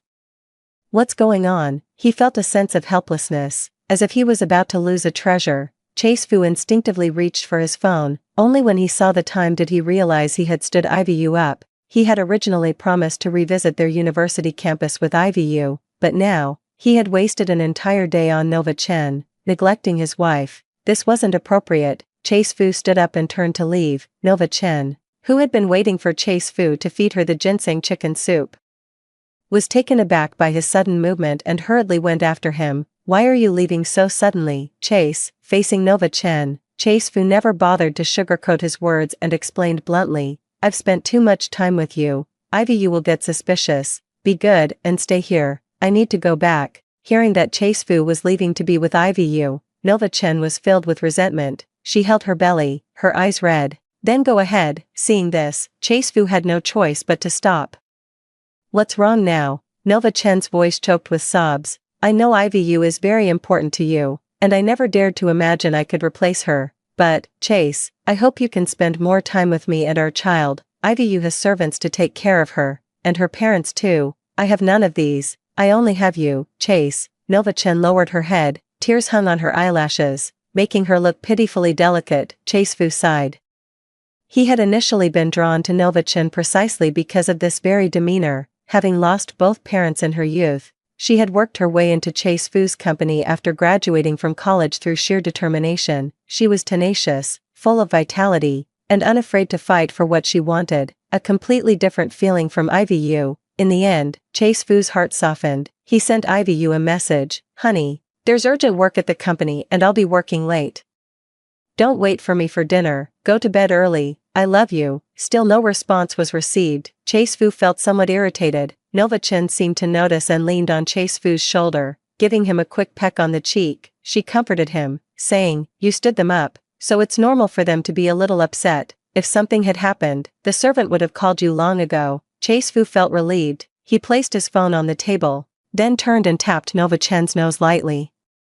"You're the clever one." Nova Chen beamed with a smile. Chase Fu abruptly changed the subject. "However, what's between us must never reach Yu's ears. Do whatever you want, but if Yu finds out, I won't want either you or the child in your belly." Nova Chen was startled. She remembered sending a provocative text to Yu just 5 minutes ago. Suddenly feeling guilty, but facing Chase Fu's probing gaze, she pretended nothing was wrong, even putting on a pitiful expression, whispering, "Chase, I love you, so I won't put you in a difficult position, but I also don't want you to doubt me." Chase Fu pulled her into his arms. The two embraced quietly. After a moment, Chase Fu released her, his hand mischievously slipping under Nova Chen's clothes as he whispered, "The doctor said, how many months before we can be intimate?" Nova Chen's ears turned bright red. She half-heartedly pushed against Chase Fu's chest, feigning anger as she scolded, "Chase, you pervert," the doctor said. 3 months, just bear with it for now. In 3 months, I'll let you understand everything clearly." Chase Fu was feeling a bit distracted, afraid of losing control. he quickly picked up the chicken soup and headed to the kitchen, explaining, "The soup has gone cold. Let me heat it up for you, stay on the sofa and don't move." He turned on the stove, the warm flame suddenly leaped up with a whoosh. He pulled out his phone again, the message he had sent still hadn't received a reply. This was very unusual. Ivy is not a full-time housewife in the true sense, she has her own work to attend to, but the workload isn't heavy enough to justify not answering calls or replying to messages. Could she really be angry? Chase Fu pondered to himself and called his secretary, "Send the new SB collection necklace to my home."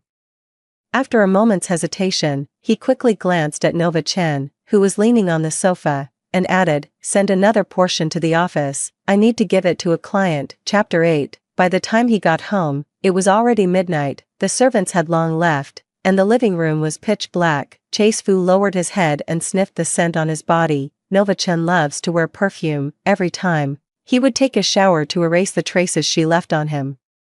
Only after confirming everything was in order would he tiptoe upstairs. Opening the door, the bedroom remained pitch black. Chase Fu suddenly realized something was wrong. Click, he flipped the switch, and the spacious bedroom was instantly illuminated by the light. Empty. Ivy is nowhere to be seen. It's already 11 p.m., and Ivy keeps a regular schedule. There's no way she would be out at this hour. Where could she have gone? Chase Fu immediately hurried downstairs, grabbed the car keys, and was about to rush out. Out of the corner of his eye, he caught sight of two documents on the dining table. The top one was clearly written in black and white, divorce agreement. Chase Fu's heart skipped a beat. It was just a few steps away, yet he stumbled and crawled his way to the dining table, grabbing the document to examine it closely. It was indeed a divorce agreement. In the agreement, the lawyer had clearly divided the assets between Chase Fu and Ivy, 50-50.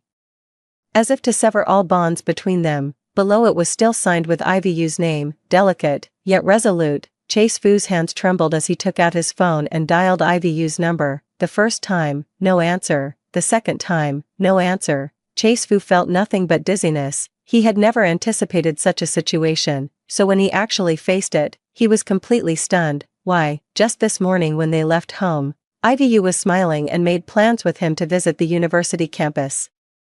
Yet in just one day, she wants a divorce. Chase Fu's hand loosened its grip. Divorce papers were scattered all over the floor, revealing a second document, post-abortion care instructions. Bang! Chase Fu felt as if he had been punched in the face, unable to regain his composure for a long time. Abortion. Their child was only 40 days old. He was still immersed in the joy of becoming a father when Ivy aborted their child. Confusion and helplessness, mixed with a hint of anger, surged in his heart. Why did Ivy treat him like this? Could it be that Ivy discovered something before leaving? Chase Fu immediately called Nova Chen. As soon as the call connected, he anxiously demanded, "Nova Chen, tell me the truth. Did you tell Ivy about what happened between us?" Nova Chen had just fallen asleep, her voice laced with drowsiness. Faced with the sudden barrage of accusations, she snapped awake instantly. The words caught in her throat for a moment before she quickly covered up, saying, "Chase, you told me I absolutely must not let Ivy know about this. How could I possibly tell her? What happened?" "Chase, don't panic yet." Chase Fu let out a sigh of relief. Nova Chen had always been obedient to her. She couldn't possibly do such a thing, so she brushed it off, saying, "It's nothing, just a quarrel, you should rest early." With that, she hung up the phone immediately, not giving Nova Chen a chance to ask further. Chase Fu called the family maid, Aunt Lee, again to inquire. And only then did he learn that Ivy had dug out all her documents in the morning and seemed to have booked a plane ticket. Aunt Lee said, "I heard her calling her parents a couple of days ago. Maybe she was missing them, returning to her parents' home." Chase Fu immediately sensed that something was seriously wrong. He immediately sent someone to check Ivy's itinerary, praying that he could still catch up with her. But just at that moment, Chase Fu received a message. It was from a friend at the Traffic Management Bureau, his voice trembling. "Brother Fu, I need to tell you something. This afternoon, there was a car accident on the Huhuan Expressway. 9 vehicles were involved in a chain collision, and one of them seemed to have your wife in it. I asked my colleagues on site, and the situation isn't looking good." Chase Fu's phone suddenly fell to the ground. Chapter 9, Patient number 028. "Ivy, please proceed to the pharmacy to collect your medication." Ivy clutched the bandage on her arm, hissing through gritted teeth. Although treated promptly, the wound was deep. and blood continued to seep through the bandage. Here, a pair of slender, bony hands held out a medicine bag, offering it to IVU. Take the oral medicine 3 times a day, and change the topical dressing once daily. IVU quickly reached out to take it. She was immensely grateful. Thank you, Zeke Chin. If you hadn't been right beside me to steer the wheel and help me avoid the collision, I'd probably be lying in the morgue by now. Recalling the car accident, IVU still feels a lingering fear. In the afternoon, she took a taxi onto the Huhuan Expressway, preparing to head to the airport, but as they passed a fork in the road, a large truck behind them suddenly lost control and crashed straight into the vehicles ahead. The first car was instantly crushed into a thin sheet, then came the second. The third, IVU was in the 5th car ahead. The originally drowsy taxi driver was instantly stunned by this sudden turn of events. He didn't even have time to react. The black Bentley next to IVU immediately swerved, crashing through the guardrail alongside the taxi to avoid the fatal collision with the truck.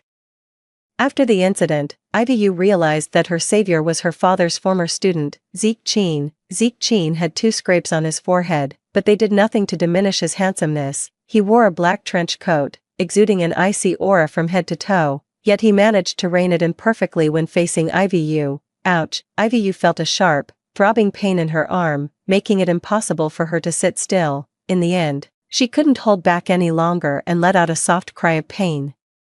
Zeke Chin immediately bent down, noticing the blood seeping through IVU's bandage, furrowed his brows, and called a nurse to unwrap and redress it. After the nurse left, he poured IVU a cup of warm water and watched as she slowly drank it. Throughout this process, even he himself didn't realize just how attentive and fervent his actions and gaze had been, until the phone rang. It was IVU's parents calling, one ring after another. Very urgent. Only then did IVU remember.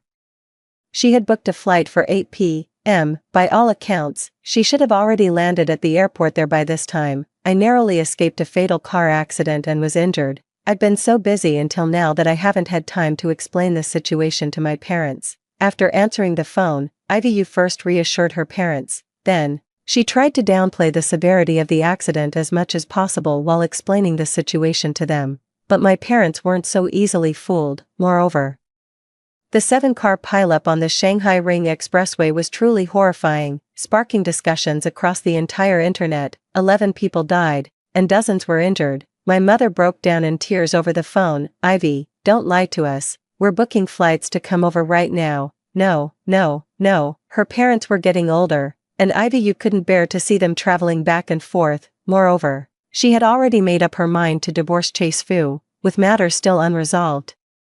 She didn't want her parents coming here and getting involved in this marriage hastily. After a moment of thought, her gaze fell on Zeke Chin. She had an idea in mind. IVU handed the phone to Zeke Chin, carefully mouthing the words, "Help me explain this, please." Zeke Chin was taken aback, staring into IVU's sparkling eyes. His heart suddenly softened. He then took the phone. IVU was deeply impressed by Zeke Chin, not only because he was the most accomplished student under her father's tutelage, but also because of his character. Father Yu always said that Zeke Chin came from a respectable family and was an upright man. Any girl who married him in the future would never suffer the slightest grievance. Therefore, his words carried significant weight in Father Yu's heart. Knowing that his student was by his daughter's side, Father Yu felt reassured. After repeatedly confirming IVU's injuries, his tone softened. Zeke Chin, it's been a long time since I last saw you.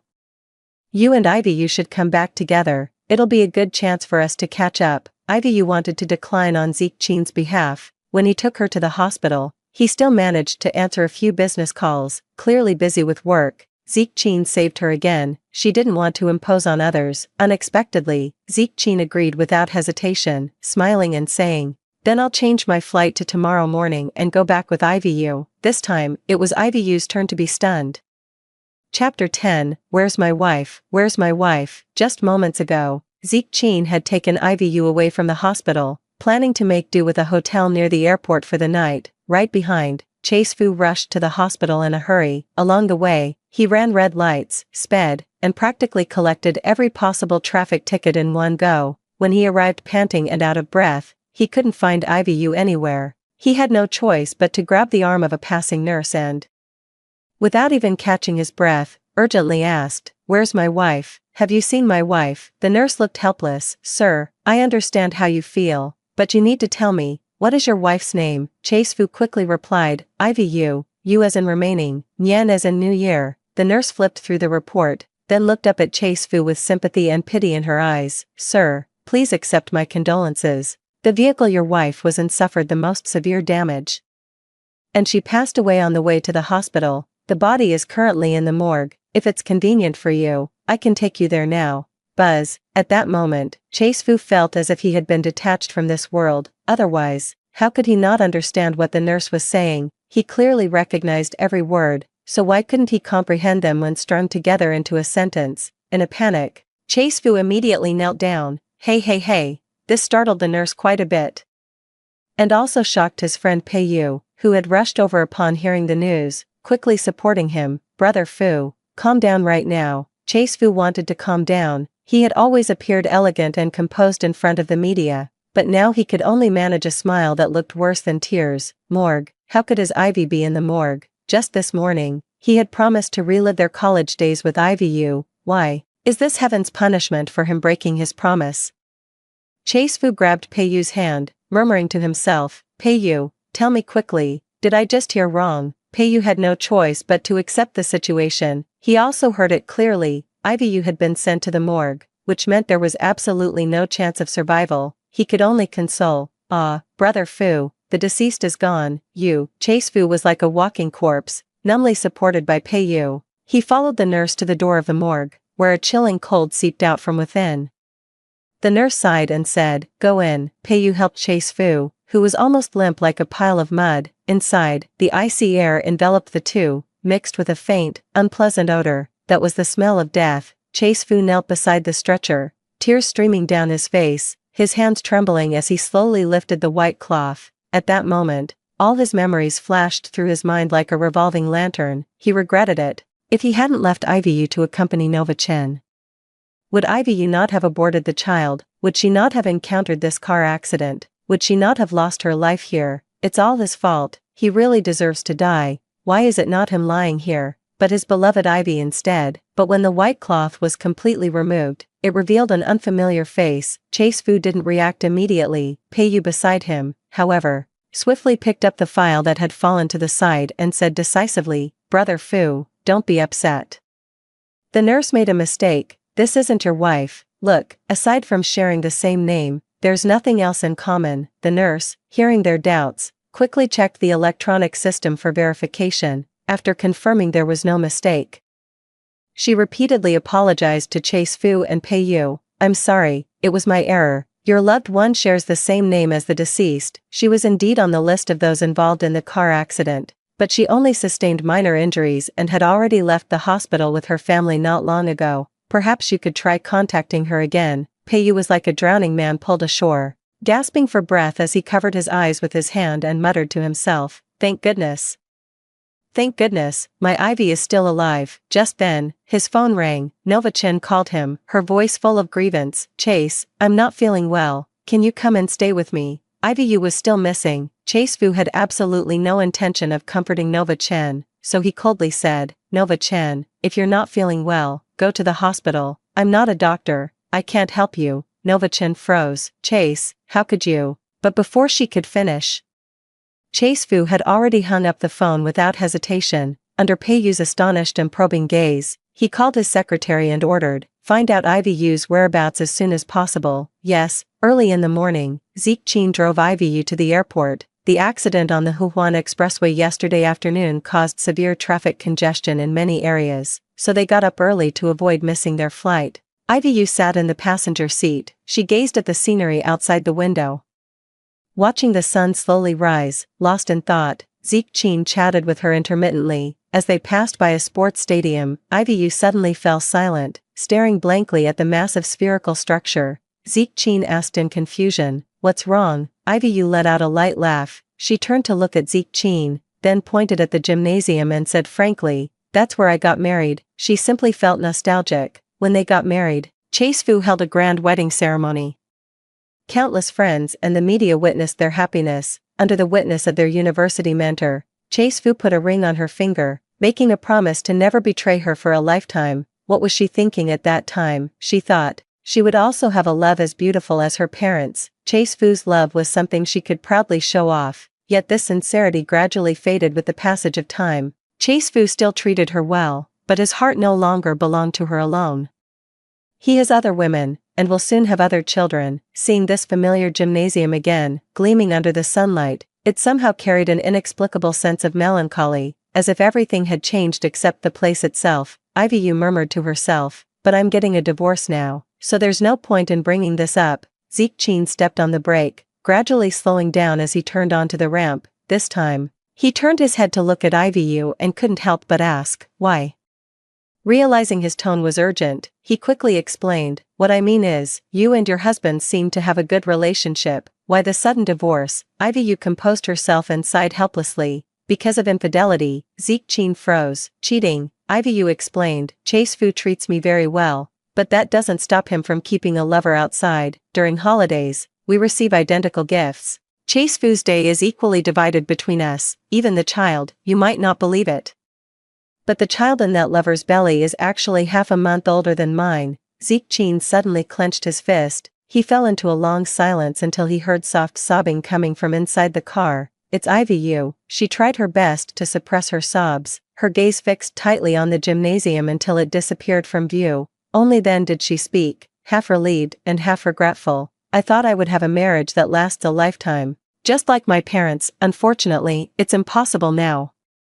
Zeke Chin whispered, I'm sorry for bringing up your painful memories. Ivy shook her head. The tear stains on her face didn't make her look disheveled. Instead, they added a touch of heartbreaking beauty. Ivy said, this is nothing. In the end, it's something we have to face. Zeke Chin remained silent. Upon arriving at the airport, the two waited in the VIP lounge. Ivy took small sips of her hot tea. She had suffered a miscarriage at noon yesterday and injured her arm in the afternoon, leaving her body extremely weak. Now, she was completely exhausted. With some time still left before boarding, drowsiness gradually took over, and Ivy leaned on Zeke Chin's shoulder, nodding off intermittently like a pecking chick. Zeke Chin gently pulled her closer. Only then did Ivy truly rest her head on Zeke Chin's shoulder and fall into a deep sleep. Zeke Chin gazed at Ivy's sleeping face. Traces of tears still lingered on both cheeks. His heart was weighed down by immense anger and confusion. Why was Chase Fu luckier than him, yet chose to betray his relationship with Ivy? Such a wonderful Ivy, the Ivy he longed for but had to let go, yet she was betrayed by Chase Fu. Zeke Chin took out his phone and messaged his secretary, for the land that Changhong Group has been eyeing recently, increase the budget by 2% and take it directly. Dad, Mom. After getting off the plane, Ivy was like a bird freed from its cage, excitedly rushing toward her parents. I missed you so much, mister. You carefully avoided the wound on Ivy's hand, gently holding his daughter in his arms and murmuring, you've lost weight. How did you get even thinner? Yu's mother wiped her tears beside her. The usually gentle woman now laughed through her tears. It's good that you're back. It's good that you're back, she then teased. Your dad has been busy since early morning, preparing a whole table of delicious dishes.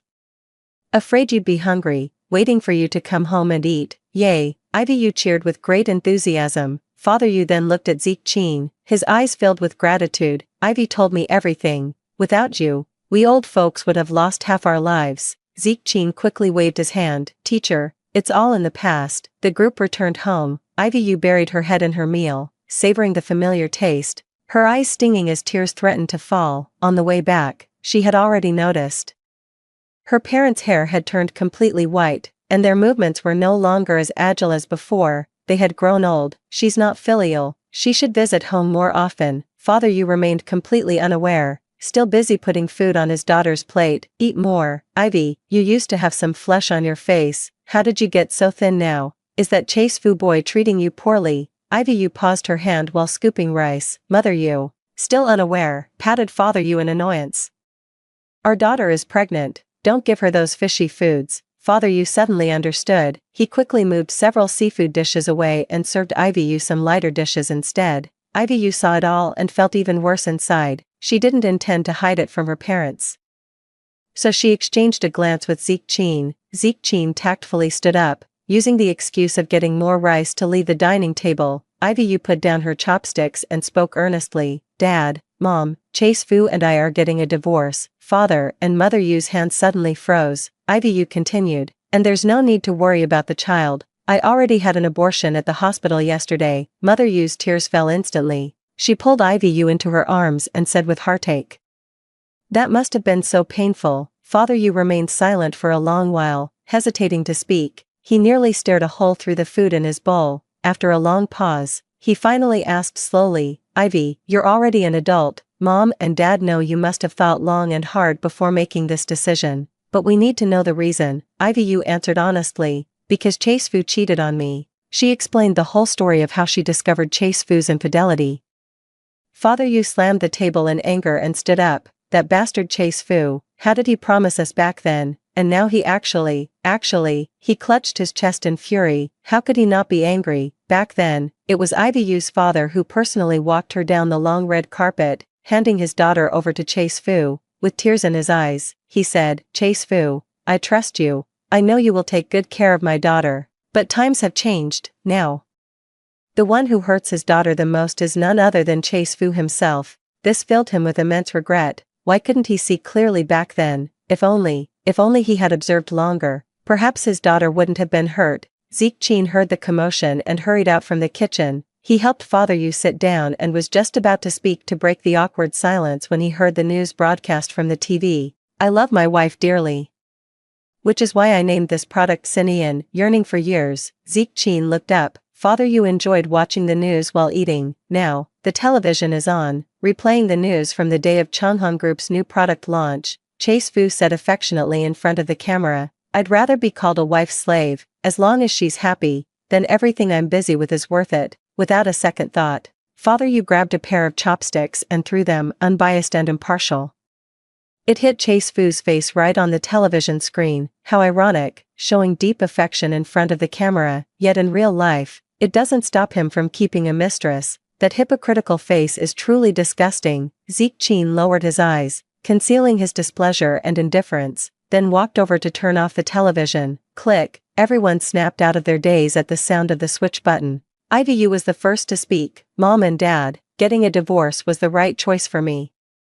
You should be happy for me. Only then did Father Yu realize he had lost his composure. Mother Yu sighed. We support whatever decision you make. Your father and I just feel sorry for you. Zeke Chin poured a cup of hot tea for Ivy Yu's parents and served dishes to Ivy Yu. Only after seeing everyone eating normally did he resume using his chopsticks, thinking quietly to himself. In truth, he also felt heartache for Ivy Yu. Therefore, he wanted to make Chase Fu unhappy. After dinner, Zeke Chin went to the garden, where his secretary reported work to him via a remote meeting. Mr. Chin, we successfully secured that piece of land. However, Mr. Fu from Changhong Group has repeatedly tried to request a meeting with you. Zeke Chin replied coldly, reject it. The secretary, displaying considerable professionalism, continued to explain, according to the investigation, Changhong Group can only acquire land in Hudong at twice the current price. Zeke Chin nodded.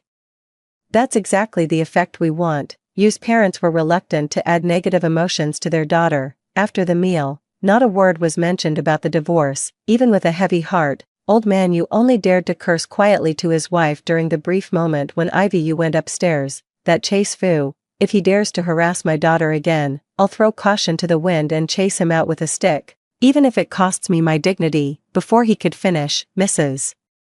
Yu jabbed him in the ribs. Zeke Chin had volunteered to clear the dishes and had just stepped out of the kitchen. Old Man Yu had been completely absorbed in his daughter's affairs until now. Only now did he realize it was getting late, so he invited Zeke Chin to stay the night. Zeke Chin couldn't have asked for more. His gaze fell on a few simple sketches hanging in the hallway. They looked childish, completely out of place compared to the mature and elegant furniture and decor. Mrs.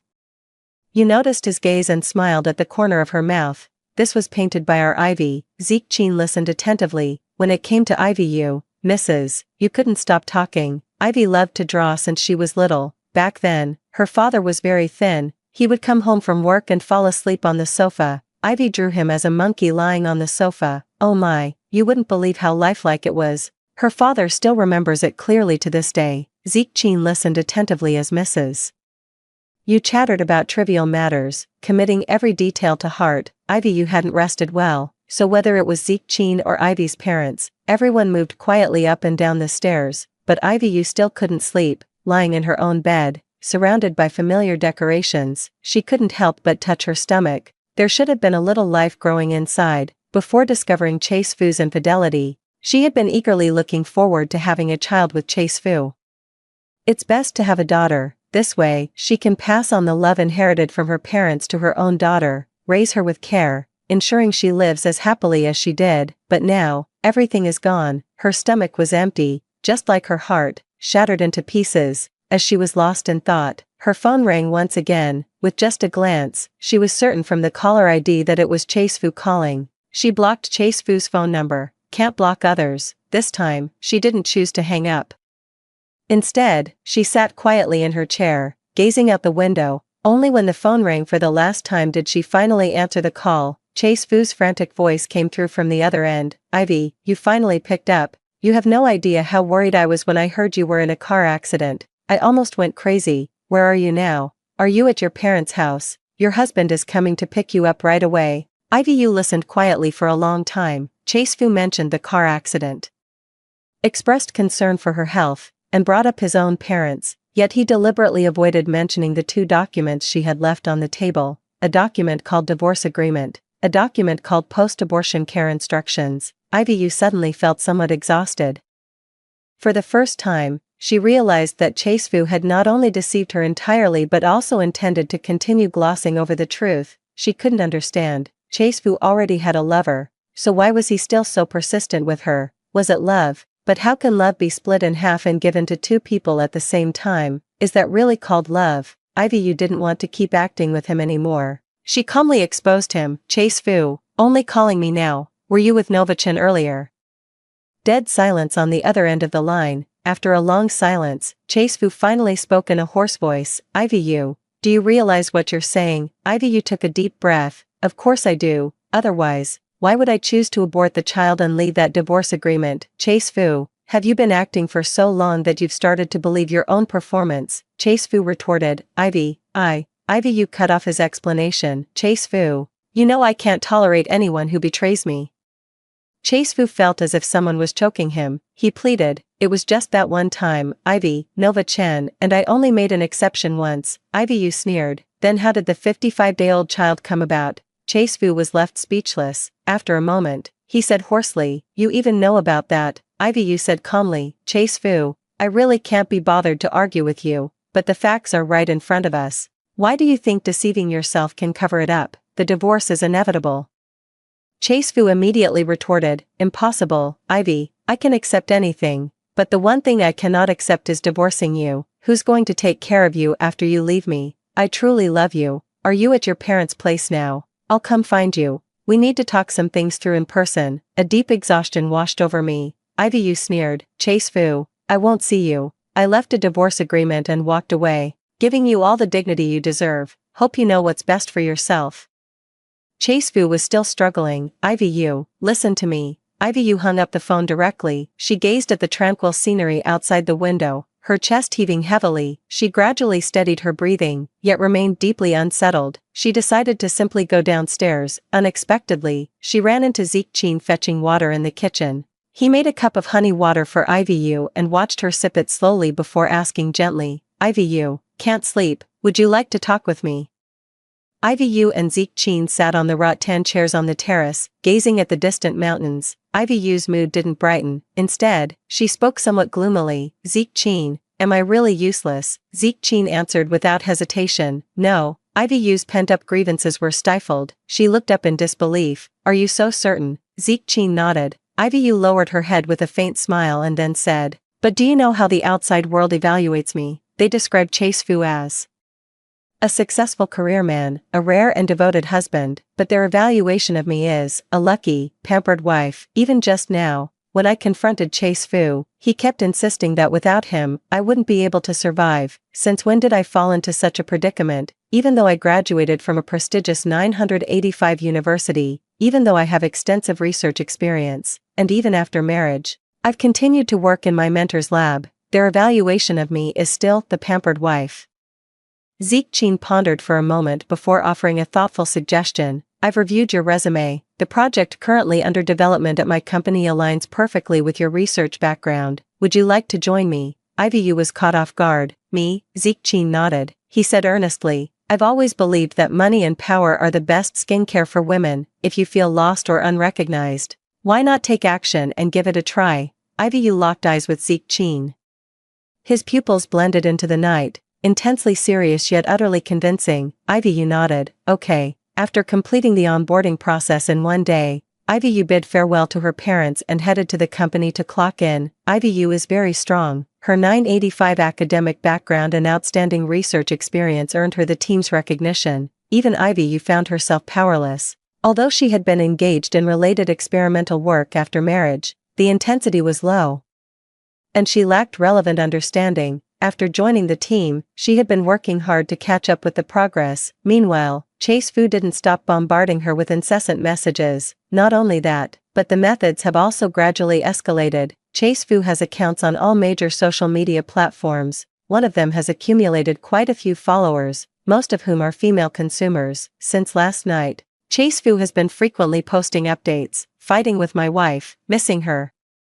My wife completely ignores me now. Missing her. Honey, woo-woo, please talk to me. I know I was wrong, every word and sentence, yet not a single mention of the affair, but rather simplifies and blurs the conflict between them into a minor mistake between lovers. As expected, Chase Fu quickly gained sympathy. Many netizens commented below, so even a CEO can feel helpless when he upsets his wife. Are we also part of your play? President Fu is usually so good to his wife. What issue could possibly require the silent treatment to resolve? If you ask me, she's just spoiled. I agree with the comment above, but then again, Mrs. Fu is President Fu's beloved little wife. It's not our place to say anything, whether joking or serious. Everyone takes it for granted that since Chase Fu is so wonderful, no matter what mistakes she makes, she should be forgiven. Ivy helplessly glanced at her phone. These days, Nova Chen has been sending provocative messages non-stop. Today has been especially crazy. Ivy you bitch, since you're already divorcing Chase Fu, why can't you just let me have him? He forced me to abort the child. Are you happy now? Let me tell you, I won't let you have your way. I'll use this child to tie Chase down for good. Ivy felt utterly vexed. At this very moment, a few girls in the group whispered among themselves. Did you see the trending topic, Mrs. Fu? Isn't that our senior Ivy? So our senior joined our team because she had a fight with her husband. Do you think she'll last long? I bet if Mr. Fu just sweet talks her a little, she'll quit immediately and go back to being a full-time housewife. Shoo, she's looking this way. A profound sense of helplessness washed over her. Again, the same old story. No matter how hard she worked for her career, no matter how outstanding her personal abilities were, but just a few words from Chase Fu. Everyone naturally assumed she would yield to Chase Fu's deep affection. But that wasn't what she wanted. Just then, her phone chimed twice. It's Zeke Chin. Come to the fire escape. Ivy composed herself, pushed open the door to the fire escape, and was greeted by a rich aroma of food. Zeke Chin handed her the food container. Upon lifting the lid, inside were juicy and plump stir-fried pork with wood ear mushrooms and white rice. Ivy's stomach growled. She began to shovel the rice into her mouth in big mouthfuls. Zeke Chin, dressed in a suit, squatted unpretentiously by the stairs, eating alongside her. Whenever someone pushes the door open, they'll see this comical scene. But Zeke Chin doesn't care, and neither does Ivy. Until the food container is empty, Ivy wipes her mouth with a tissue and is about to say something when she feels a warm hand gently pat her head. Go for it. Ivy's mood suddenly brightened. Ding dong. At noon, Mr. You prepared 3 dishes and a soup for his wife. The dishes are exquisite, with exceptional flavors. Just as he was taking off his apron to call his wife who had gone to the calligraphy club, he heard the doorbell ringing repeatedly. Coming. He trotted over to open the door. My father thought it was a delivery. After all, since retiring, my mother had become obsessed with online shopping, and the house was often piled high with delivery boxes. Looking up, he saw the disheveled face of Chase Fu instead. My father's expression darkened instantly. That day, he still held back at the dinner table. Ivy was his only daughter, the beloved treasure he and his wife had doted on since childhood. They never dared to let her suffer any hardship, yet she stumbled hard over Chase Fu. Thinking of the tear stains on his daughter's face, Father Yu wished he could stab Chase Fu with a knife, demanding justice for his daughter and the child in her womb, but he still had his sanity. He merely pushed Chase Fu back and prepared to shut the door. "Get out, you're not welcome in our home, outsider." Chase Fu quickly wedged his elbow between the door and its frame, disregarding the bruising it might cause. He pleaded, "Dad, I know I was wrong. Please let me talk to Ivy Yu properly. I can't accept divorcing her. From now on, I promise I'll make things right with Ivy Yu and live well together. Please give me another chance." Father Yu's chest heaved continuously. He hesitated slightly. Out of selfishness, he had no intention of letting his daughter stay with Chase Fu any longer, but after all, this was a lingering concern. He didn't want his daughter to carry any shadows from this marriage. It would be best to address the issue openly, but just then, another voice chimed in, "Chase." Turning around, it was Nova Chen. With her belly protruding, she stood before Chase Fu and Mr. Yu, tears streaming down her face. "Chase, I was wrong. I shouldn't have told Ivy Yu about these things. If you don't want me, I deserve it. But this is your child, Chase. Are you so heartless that you'd even abandon your own child?" A ruthless glint flashed in Chase Fu's eyes. Ever since discovering that Nova Chen had personally delivered the evidence to Ivy Yu, he mercilessly fired Nova Chen and froze all assets under Nova Chen's name. Not only that, he forced Nova Chen to abort their child. It was this woman who destroyed his marriage. He would make her pay the price. But Chase Fu never expected that Nova Chen would actually follow him and find Ivy Yu's parents' home. He stood in front of Mr. Yu, coldly demanding, "Nova Chen, didn't I warn you? You don't want to live anymore." Nova Chen shrank back. She was afraid, but her only reliance was Chase Fu.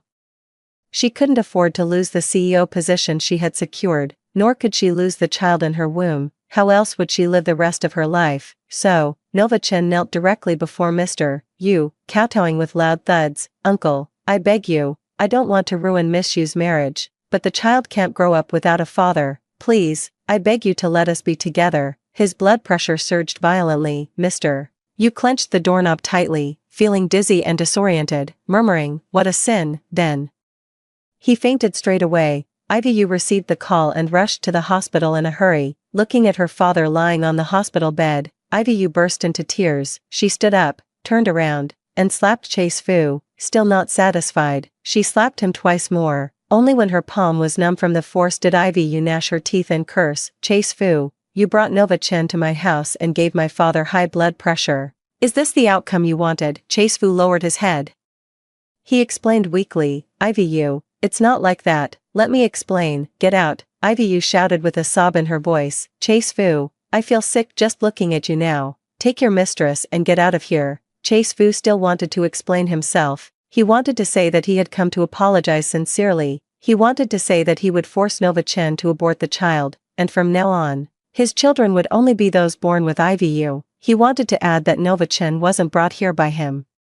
But the moment his eyes caught sight of Zeke Qin rushing over, his expression changed drastically. "Zeke Qin." Seeing Zeke Qin's protective stance, Chase Fu demanded, "When did you get to know him?" Zeke Qin shielded Ivy Yu and countered instead of answering, "She told you to leave, didn't you hear her?" Chase Fu, however, was unwilling. Changhong Group and the companies under Zeke Qin's name are sworn rivals. Just 2 days ago, he had just held a new product launch event and was preparing to purchase a piece of land in the eastern suburbs of Shanghai for building a factory. All procedures were ready to go, but in the end, it was unexpectedly snatched away by Zeke Qin. This directly forced him to purchase another plot of land at more than double the price. Now, Zeke Qin is standing together with Ivy Yu. He couldn't help but overthink it. Chase Fu blurted out, "Ivy Yu, what right do you have to accuse me of cheating? Weren't you also with Zeke Qin?" The response he got was a punch. Zeke Qin had rushed over in a frantic hurry after hearing the news of his mentor's hospitalization. But the first thing he heard was Chase Fu's sophistry, not showing the slightest remorse, instead trying to smear Ivy Yu's name. Zeke Qin and Chase Fu got into a physical fight. The hospital room was in chaos. Zeke Qin struck, each move ruthless. He had once studied martial arts for a period of time, combined with years of fitness training, and soon gained the upper hand. Chase Fu was repeatedly beaten. He looked at Ivy Yu with pleading eyes, trying to evoke her pity, but Ivy Yu only had eyes for her father. Chase Fu's eyes dimmed, until a scream rang out, "Chase, what's wrong with you?" Nova Chen rushed into the hospital room, holding her pregnant belly as if in protest. She stood in front of Chase Fu. Zeke Qin wouldn't lay a hand on a pregnant woman.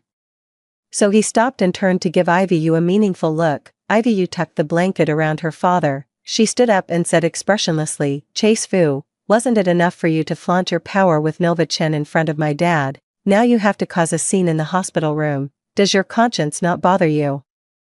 Chase Fu explained, Ivy Yu, listen to me, get out. Ivy Yu spoke coldly, if you bring him to the ward again, I'll have security throw both of you out. Chase Fu gritted his teeth and turned to leave helplessly. Seeing this, Nova Chen quickly followed. Outside the hospital, Chase Fu slapped Nova Chen hard. Bitch, ah. Nova Chen covered her face and collapsed to the ground, losing her balance. Chase Fu looked down at her and accused, don't think I don't know what you're scheming. If you had just behaved properly, it would have been fine, but you had to go and bring this matter to Ivy Yu's attention. I've given you a chance. Chase Fu's gaze cut through her like a knife, his ultimatum sharp, if you don't get rid of it within 3 days, I'll make sure you can't survive in Shanghai. With that, he left without hesitation. Nova Chen's tears streamed down uncontrollably. She clutched her stomach and whispered softly, I just want a home for myself and my child. You forced me into this, you forced me. That night, Ivy Yu was taking care of Father Yu in the hospital room, while Mother Yu sat beside them peeling fruit. Father Yu held Ivy Yu's hand and said, Ivy, the hospital has nurses, you're still recovering, so you don't need to take care of me. Ivy Yu couldn't bear to leave, but if she didn't go, Zeke Qin wouldn't leave either. Standing like a living statue guarding the hospital room door, Ivy Yu knew that Zeke Qin was also worried. With the disparity in strength between men and women, if Chase Fu came to harass them again, how could 2 middle-aged people and a woman possibly fight him? She had no choice but to leave with Zeke Qin. On the way, Ivy Yu finished replying to messages and idly scrolled through her phone. After this incident, she secretly made a decision in her heart. She must divorce Chase Fu as soon as possible and completely sever all ties with him. She didn't want her parents to be upset.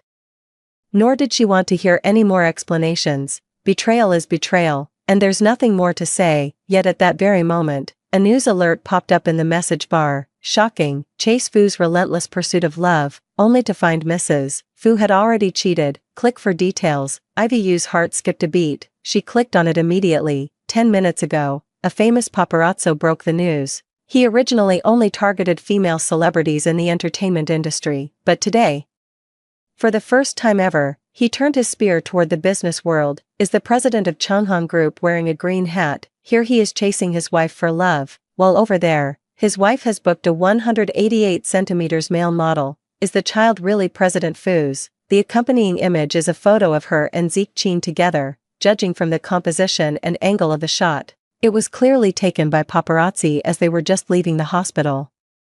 Chase Fu's heartfelt confession at the press conference still echoes in our ears. Many people recognized it, quickly pushing the topic to the top of the trending list. The comments section below was simply unbearable to look at. Wow, Chase Fu is practically the #1 good guy in the country, and even he can't escape being cheated on. At Ivy Yu, everyone knows your identity, a seemingly delicate wife. But who would have thought you'd play around so wildly in private? What decent person goes for a prenatal checkup without their husband but brings a male model instead? TSK, not to slut shame, but CEO Fu would be better off marrying me than this fickle woman. Ivy Yu was trembling all over. Zeke Qin also noticed Ivy Yu's lapse in composure. He snatched her phone, took a quick glance, and his expression changed dramatically. Ivy Yu felt deeply wronged when she discovered Chase Fu's infidelity. When she found out the baby in Nova Chen's belly was further along than hers, she had only been heartbroken, but now, she truly felt wronged. It wasn't her who betrayed the love, yet in the end, all the negative pressure from public opinion piled onto her. Why? Just because she wanted to preserve some dignity for their years of affection out of personal sentiment, does she deserve to be slandered like this? Zeke Qin handed a tissue to Ivy Yu, after her sobs gradually subsided. Zeke Qin finally spoke again. Ivy Yu, what do you want to do? Whatever you decide, I'll support you. Ivy Yu took a deep breath. At this moment, her resolve was unwavering. I will make them pay. Zeke Qin restrained his urge to hug her, his gaze tenderly brushing over the tear stains on her cheeks as he firmly said, okay. He wouldn't let Ivy Yu get hurt again either. Back home, Ivy Yu removed Chase Fu from her blacklist. This incident didn't just affect her, It also impacted Zeke Chen's reputation. She had to find out whether it was Chase Fu who had instigated it. Unexpectedly, Chase Fu beat her to the call, anxiously saying, "Ivy, I saw that trending topic. It must be Nova Chen's doing. This afternoon, I warned her repeatedly, but I never expected her to be so audacious. Actually, I've already figured out how to handle this. The company is holding an offline meetup in a couple of days. You and I will attend together. And I'll explain to the shareholders and consumers." Okay, in just an instant, Ivy Yu understood Chase Fu's intention. For this kind of rumor, all it takes is for Chase Fu to personally step forward and explain. Even if some remain skeptical, they won't continue to accuse or spread rumors about Ivy Yu. But the cost of this approach is forcing Ivy Yu to stay. At this very moment, countless vile words are hurled at Ivy Yu through social media platforms, but Chase Fu doesn't care.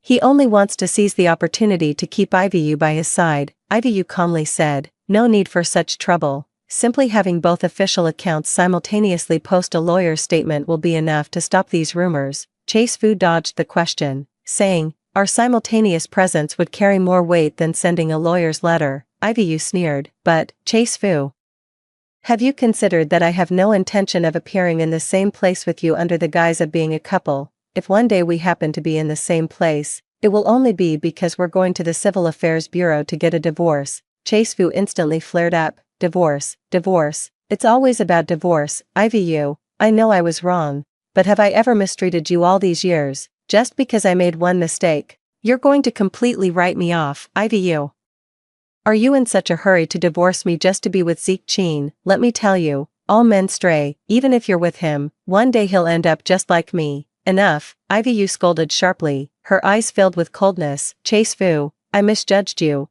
I gave you one chance regarding the divorce, but since you didn't cherish it, don't blame me for being ruthless." She hung up the phone and blocked Chase Fu again. At the same time, she opened the social media platform.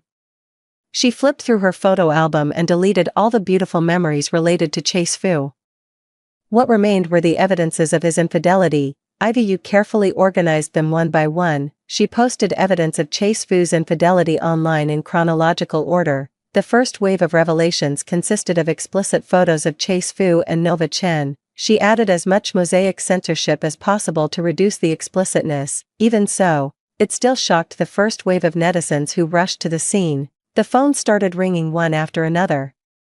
No need to guess, it was clear that Chase Fu was now cornered and desperate. Ivy Yu simply removed the SIM card and continued editing using only the Wi-Fi connection. The second wave of revelations, Ivy Yu compiled the chat records between Chase Fu and Nova Chen. The third wave of revelations, Ivy Yu organized and released the provocative messages Nova Chen actively sent. The fourth wave, the fifth wave. Until the last revelation, Ivy Yu released the wedding video of herself and Chase Fu. In the footage, the two were beaming with joy. Ivy Yu, dressed in a pristine white wedding gown, extended her left hand, allowing the ring to slip onto her ring finger, binding herself to Chase Fu. Back then, she was willing and content, but in a sudden shift, the original recording turned into complete blankness. Only Ivy Yu's calm voice remained. She spoke while recording, expressing her feelings as smoothly as possible. "If I were with you, Chase Fu, for the sake of money, then I deserve the fate I have today.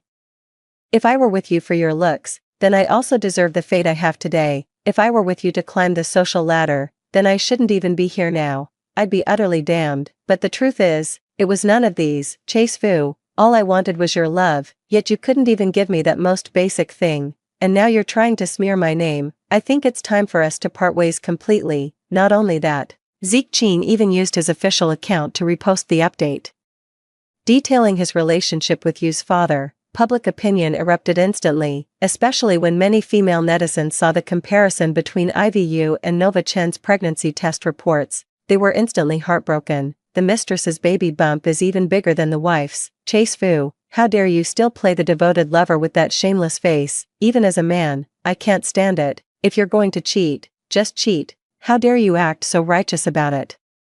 And then turn around and slander your wife. How despicable can you be? Oh my God." So Ivy Yu was the one actually being cheated on, yet Chase Fu paid off the paparazzi to claim she cheated first. How much pain must she be in? Ivy Yu let out a relieved sigh after finishing all this. Leaning back in her chair, her gaze suddenly caught sight of a photo of her and Chase Fu still sitting on the desk. To be precise, It was taken when they graduated from graduate school. In the photo, both of them looked spirited and full of ambition. Some say that whenever Chase Fu and Ivy Yu take a photo together, Chase Fu never looks at the camera, his gaze is always fixed on Ivy Yu. This one was no exception, but Ivy Yu merely glanced at it briefly before pulling out the photo, tearing it to shreds, and finally tossing it into the trash. The next day at work, Ivy Yu arrived at the office early. The moment she inserted the SIM card, her phone nearly froze.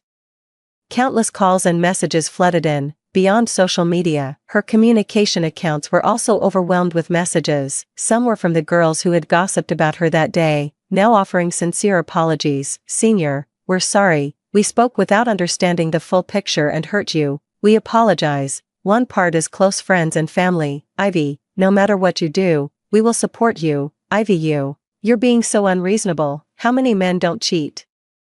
What's important is to keep a tight grip on his money." To the former, Ivy Yu responded with kindness. As for the latter, Ivy Yu blocked them without hesitation. Among them, Pei Yu's messages stood out the most. Perhaps realizing his message had been read, Pei Yu immediately called, "Sis-in-law, no offense, but you're way too reckless." Ivy Yu listened quietly. "Yes, Brother Fu did make a mistake. But how many men in the world don't cheat nowadays? His money is on you. His heart is with you.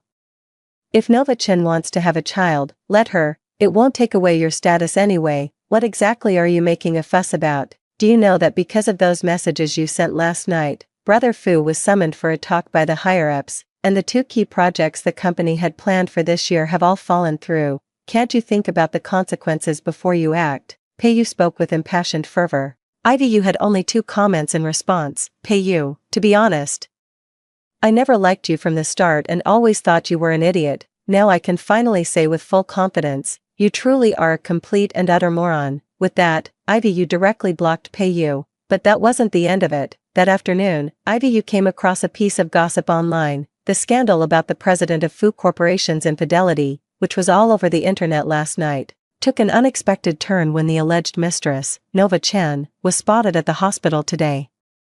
Netizens were curious about why Nova Chen was at the hospital. Could it be that Chase Fu accompanied his mistress for a prenatal checkup? Damn, that's so disgusting. Chase Fu is accusing Ivy Yu of cheating while taking his mistress for a prenatal checkup. No wonder the original spouse always gets the short end of the stick. Rich and powerful old men have it easy, clearly cheating first, then using their wealth to manipulate public opinion and play the victim. If I were Ivy Yu, I'd have already broken down by now. Who'd even be in the mood to gossip? Spill the tea. Blogger, what was the mistress really up to? The blogger quickly replied, Nova Chen came for an abortion. Countless ears perked up in the comment section. The blogger continued to share intermittently. I was right next to the radiology department at the time. I heard she was forced into it. Chase Fu paid her a hefty sum to keep quiet, made her leave Shanghai, and told her to watch her step. The crowd found it both unbelievable and satisfying. Serves her right. That's what homewreckers deserve. A small number of people tagged Ivy Yu in the comments. At Ivy Yu, the bad guy got what he deserved. Do you feel a little better now? At Ivy Yu, justice and righteousness are on your side. The cheating scumbag and the homewrecker will be condemned by everyone. Ivy Yu raised an eyebrow. She didn't react much to this. After all, she had already made up her mind to divorce Chase Fu. As for whom he wanted to have children with, or whose children he didn't want, it had nothing to do with her anymore. Moreover, she had always believed that people were focusing on the wrong issue. Yes, the mistress was indeed despicable. Those days when Nova Chen was frolicking all over her face. She truly thought this woman had no shame. But it's not just women who cheat, it takes two to tango. If Chase Fu hadn't left himself vulnerable, would there have been an opportunity for the other woman to rise? Ivy Yu felt a deep sense of calm within. After completing the group report for the project, Ivy Yu knocked on Ziqing's door. She sat across from the office chair, earnestly delivering her report. Ziqing listened without blinking. Ivy Yu herself was completely unaware that she possessed considerable personal charm. Even before the rumors were clarified, many people privately referred to Ivy Yu as a useless canary. They believed she was merely a pampered wife, and even with her academic qualifications, she might not be able to handle major occasions when it truly mattered. Until Ivy Yu took the stage to present, they realized that Ivy Yu's prestigious university education wasn't for nothing. And her eloquence wasn't just for show. She pinpointed the project's flaws with precision, and her suggestions were remarkably insightful. She quickly won the favor of many company executives. The gossip and rumors about Ivy gradually began to fade. Ivy looked at Zeke Chin and couldn't help but ask, "Is there something on my face? Why do you keep staring at me?" Zeke Chin suddenly snapped out of his thoughts. He picked up his coffee and said, as if to cover up, "I was just thinking. Please don't mind me." After finishing official business, the two then turned to personal matters. Zeke Chin asked casually, "What do you plan to do next? Since you've openly fallen out with Chase Fu, there should be an outcome eventually, right?" Ivy nodded. "Divorce, of course." Zeke Chin pressed further. When, this time it was Ivy's turn to be somewhat surprised, but she didn't dwell on it and answered honestly, "Tomorrow." Ivy met Chase Fu on the afternoon of the third day. To be precise, it was only after Chase Fu swallowed his pride and begged various friends in the circle that he managed to secure a meeting with Ivy. Unlike his usual elite image, Chase Fu was unshaven. Not only that, but he also had to wear a mask when going out, which could be described as utterly humiliating. After all, following several days of public outcry, Chase Fu and Nova Chen had become public enemies, and the stock of Changhong Group hit the limit down as soon as the market opened. Many consumers even returned their newly purchased products. The reason was simple: a CEO who cheats on his spouse yet tries to maintain a loving husband persona, even naming products after his wife. This behavior didn't sit well with them. The company quickly descended into chaos. Shareholders demanded a change in leadership, while many female employees chose to resign due to Chase Fu's negative scandal. Economic experts judge that Changhong Group is now like a dying camel. Unless they shed the heavy burden that is Chase Fu, otherwise, there's absolutely no chance of a comeback. Chase Fu has clearly suffered considerable torment. Facing Ivy, he could no longer maintain his usual tenderness and composure. Frustrated, he demanded, "Ivy, what exactly do you want? You know perfectly well that Changhong Group is my life's work. Now you're trying to destroy it. Do you have any idea how many people have called to curse me these past few days? Or how much financial loss I've suffered?" Ivy firmly denied. "No, it wasn't me who destroyed it, it was you." Chase Fu was stunned. Ivy refuted logically, "It was you who knew about the affair but refused to admit it, you who pushed my father into the hospital step by step, you who first slandered my reputation online. It's all your own fault." Chase Fu looked at her with reddened eyes. "Then what price do you want me to pay?" "I've already made Nova Chen abort the child and driven her out of Shanghai. She will never appear before you again in this lifetime. I've also issued a public apology to restore the innocence you deserve." "What else do you want me to do?" Ivy said. "I want a divorce." Chase Fu flatly denied. "Absolutely not. Even if you sue me, I'm willing to be your husband for just one more day. I've already lost so much, I can't lose you too." Ivy pulled out documents from her briefcase. "Is that so?" Chase Fu opened the folder and after quickly scanning through it, his expression turned extremely grim. Companies that grow big and strong inevitably get involved in some gray areas. Chase Fu is no exception. Ivy has been married to him for many years, and she knows all too well what evidence would be fatal. With the release of this document, it directly strangles Chase Fu's lifeline. Once made public, it's not just a matter of whether Chase Fu's company can survive, but an entire management team would collapse. He closed his eyes and asked helplessly, "Do we really have to go this far?" Ivy replied calmly, "Divorce in exchange for the evidence in your hands. It's fair." Chase Fu finally lowered his head in defeat. He said, "Fine, Ivy, since you put it that way, I agree." The divorce certificate was collected on a sunny and breezy afternoon. Just like when they had obtained their marriage certificate, Ivy still walked with light steps. She had thrown herself into love without hesitation, and upon discovering betrayal, she left just as decisively. Chase Fu was completely different. He kept procrastinating, even changing the date to get the divorce certificate multiple times, until Ivy presented the evidence once again. He had no way to avoid it. The divorce papers in hand, Chase Fu stopped Ivy, hesitated for a moment, and finally couldn't help but ask, "Ivy, if one day I change for the better, can I pursue you again, or can we at least remain friends?" "No," Ivy replied calmly. Her bright pupils gazed at Chase Fu, as if laying bare every shadow in his heart. "People who have truly loved each other can't remain friends after a breakup or divorce, because I truly loved you, and I truly hated you." Chase Fu watched her leave. The sunlight was warm, yet as Ivy disappeared from view, Chase Fu felt the last trace of warmth within him vanish as well. He looked at the marriage certificate and divorce certificate in his hand. the marriage certificate had already been stamped with an official seal declaring it void, as if mocking the love he had lost. Truth be told, he didn't understand where exactly things had gone wrong. Back when they exchanged vows, he had genuinely intended to devote himself wholeheartedly to this girl, so why had he strayed from the right path later on? Chase Fu paid no heed to the gazes of others. He curled up on the ground, sobbing uncontrollably. No, he refused to accept it. Ivy bypassed the main road and arrived at the underground parking lot of the Civil Affairs Bureau. Zeke Chin was waiting for her, watching Ivy happily looking at the divorce certificate. Zeke Chin suggested, "How about we go grab a meal together?" Ivy didn't refuse. They found a private restaurant that prioritized privacy, entered a private room, and ordered a table full of dishes. Ivy is very hungry. To be precise, her appetite hasn't been good lately. Not only is she exhausted from dealing with Chase Fu,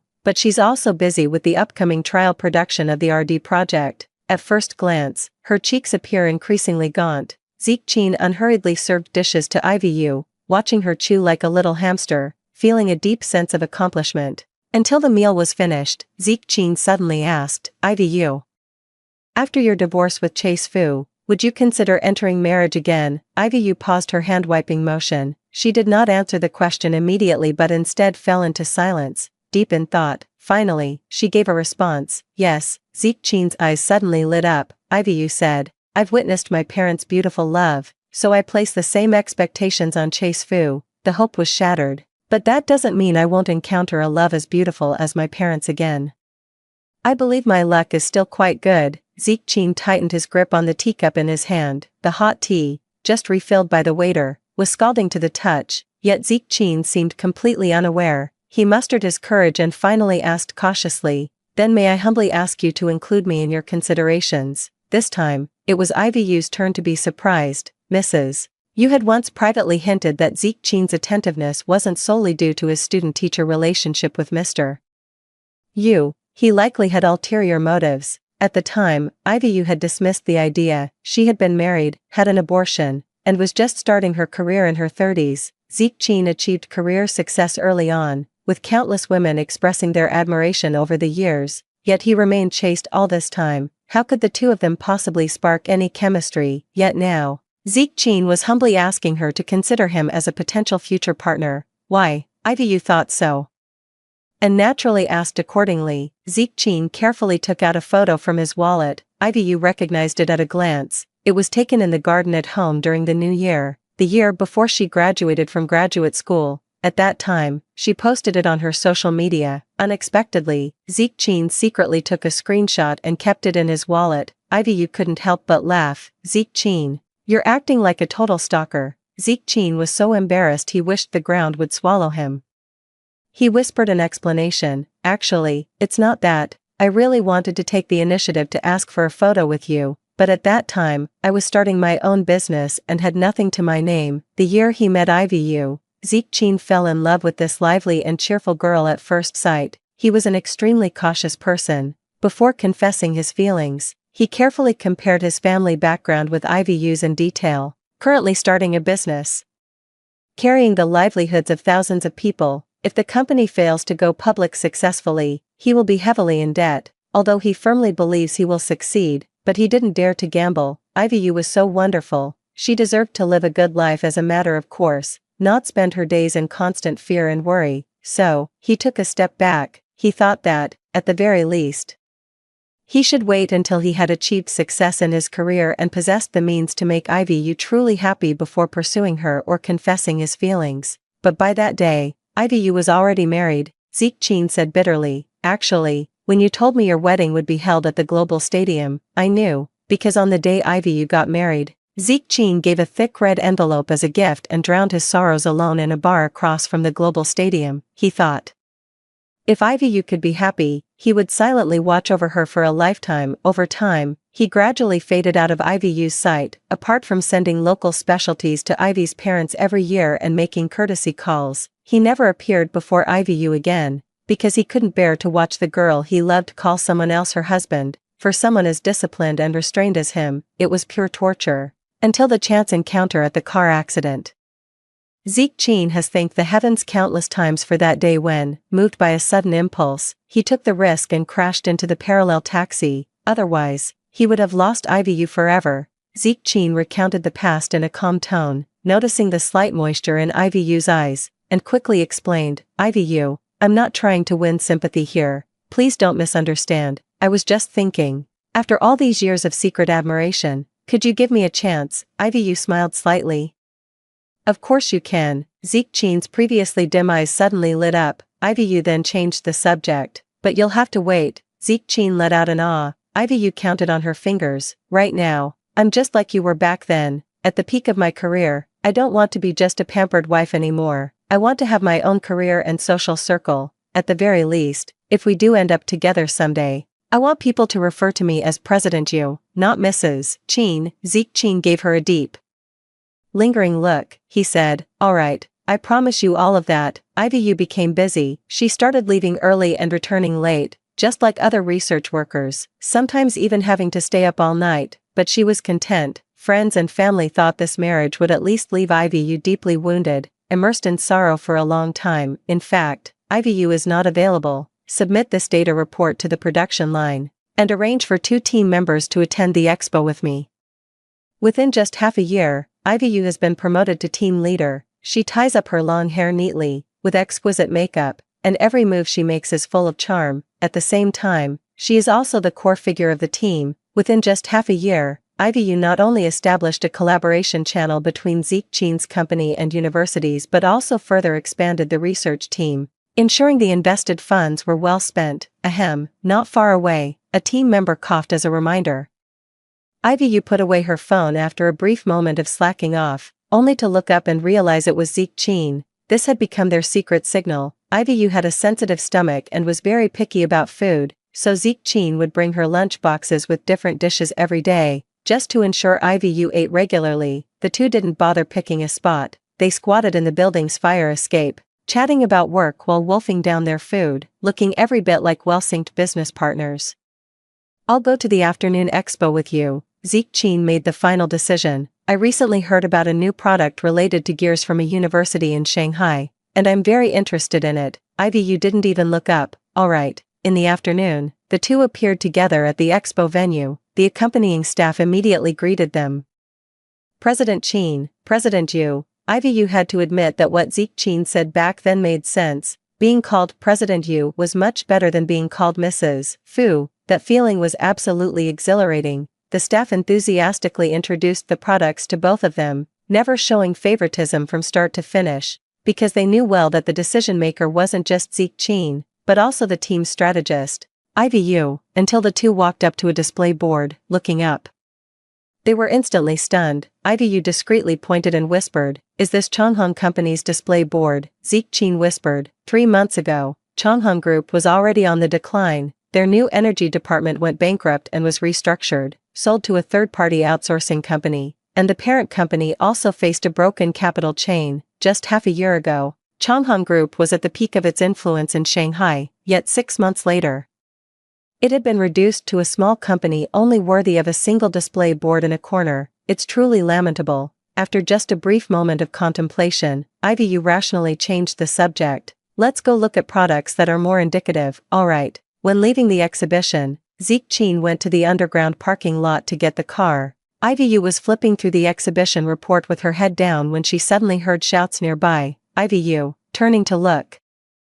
It was actually Chase Fu, just like Changhong Group. Compared to his unstoppable momentum half a year ago, Chase Fu appeared very gaunt, no longer surrounded by a large entourage of staff, fallen from grace. This was IVU's first thought. At the same time, Chase Fu was also observing IVU, with her delicate makeup, impeccable attire, and professional demeanor. IVU now exuded more charm compared to her pampered appearance half a year ago. Chase Fu suddenly lowered his head with a hint of self-doubt. He stammered a greeting. IVU, how have you been lately? IVU nodded calmly. I'm doing well. For a moment, the two stood in silence. Chase Fu sadly realized that he and IVU were no longer on the same level. Their lives are worlds apart. IVU seems to have become better off after leaving him. Ivy, let's go. Not far away, Zeke Chin parked the car and came to pick up IVU in person. The two snapped back to reality.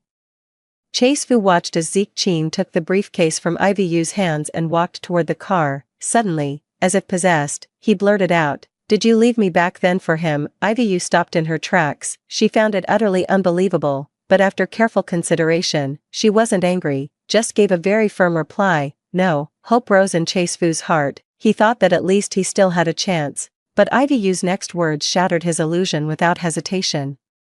"It's to be called President Yu, not someone's little sweet wife." Ivy Yu strode away. She sat in the passenger seat of the McLaren, discussing the preferred supplier with Zeke Chin. As long as they cooperated, they could secure a 3% profit margin. To Chase Fu, it appeared as if the two were chatting and laughing, completely disregarding his presence. Chase Fu clenched his fists. It turned out that Ivy Yu had already walked away completely, though no one knew exactly when it started. Ivy Yu and Zeke Chin got married 3 years after they first met. Zeke Chin's company continued to expand its territory, while Ivy Yu managed the overseas markets. They were known as the most harmonious money-making duo. As a gift, Zeke Chin presented Ivy Yu with 10% of the company's shares on her birthday. He knelt on one knee, looking sincerely at Ivy Yu. "President Yu, now that I'm worthy, may I have the chance to ask you to be my wife?" Ivy Yu burst into laughter.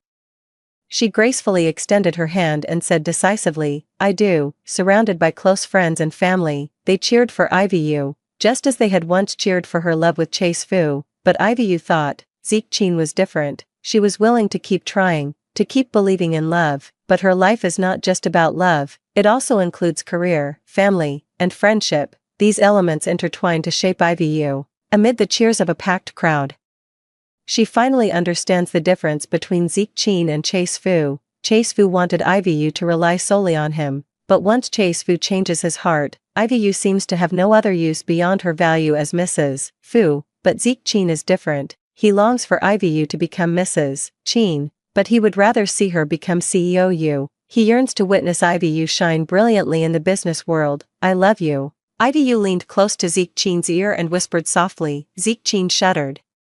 Then he raised his head, eyes brimming with tears, and replied earnestly, "I love you too, Ivy Yu." In the second year of their marriage, they welcomed their own child. She is an incredibly adorable daughter named Mumu. Zeke Chin, as Ivy Yu wished, is not only a devoted and responsible husband but also an excellent stay-at-home dad. He takes Mumu to work every day, willingly embracing the role of being enslaved. Ivy Yu hasn't given up on her family. She was busy earning more money while pouring her boundless love into Mumu. In the evening, Zeke Chin went to the company for a meeting. Ivy Yu had just returned from abroad and was on her way to pick up her daughter Mumu. But no one expected that Mumu would finish class 10 minutes early. She obediently waited at the school gate. Suddenly, a tall and well-built man approached her. He was strikingly handsome. A completely different type from Zeke Chin. "Uncle, you're blocking my view." Mumu spoke in her sweet, childish voice. The man immediately stepped aside, but upon seeing Mumu's face, he froze in a daze. He couldn't help but ask, "Is your mother's name Ivy Yu?" Mumu widened her eyes. "Wow, mister, that kind of pickup line to kidnap kids is so outdated now." Her parents had taught her since childhood to be wary of human traffickers, no matter who comes. Especially those who can accurately call out the parents' names and claim to be their friends. Must never be followed, except for the parents themselves. Mumu has always kept this in mind. Chase Fu gave a bitter smile. With just one glance, he recognized that this was Ivy Yu's child. It really looks like her, just as mischievous and quirky as her too. If he hadn't betrayed Ivy Yu back then, if he hadn't gotten entangled with Nova Chen, his child would probably be calling him daddy in that adorable baby voice now. Instead of uncle, Chin Mumu, a familiar voice came from not far away. Chase Fu shuddered all over. He immediately turned around, moving out of Ivy Yu and Mumu's line of sight. Mumu nestled into Ivy Yu's arms, and the two of them, one big and one small, held hands as they got into the car, drawing many sidelong glances. Chase Fu stood not far away, watching Ivy Yu's every smile and frown, watching Mumu acting coquettishly towards her. He knew they once had a child together. And this happy life should have been his too, yet he was the one who destroyed it all. Chase Fu thought. He didn't deserve happiness in this lifetime.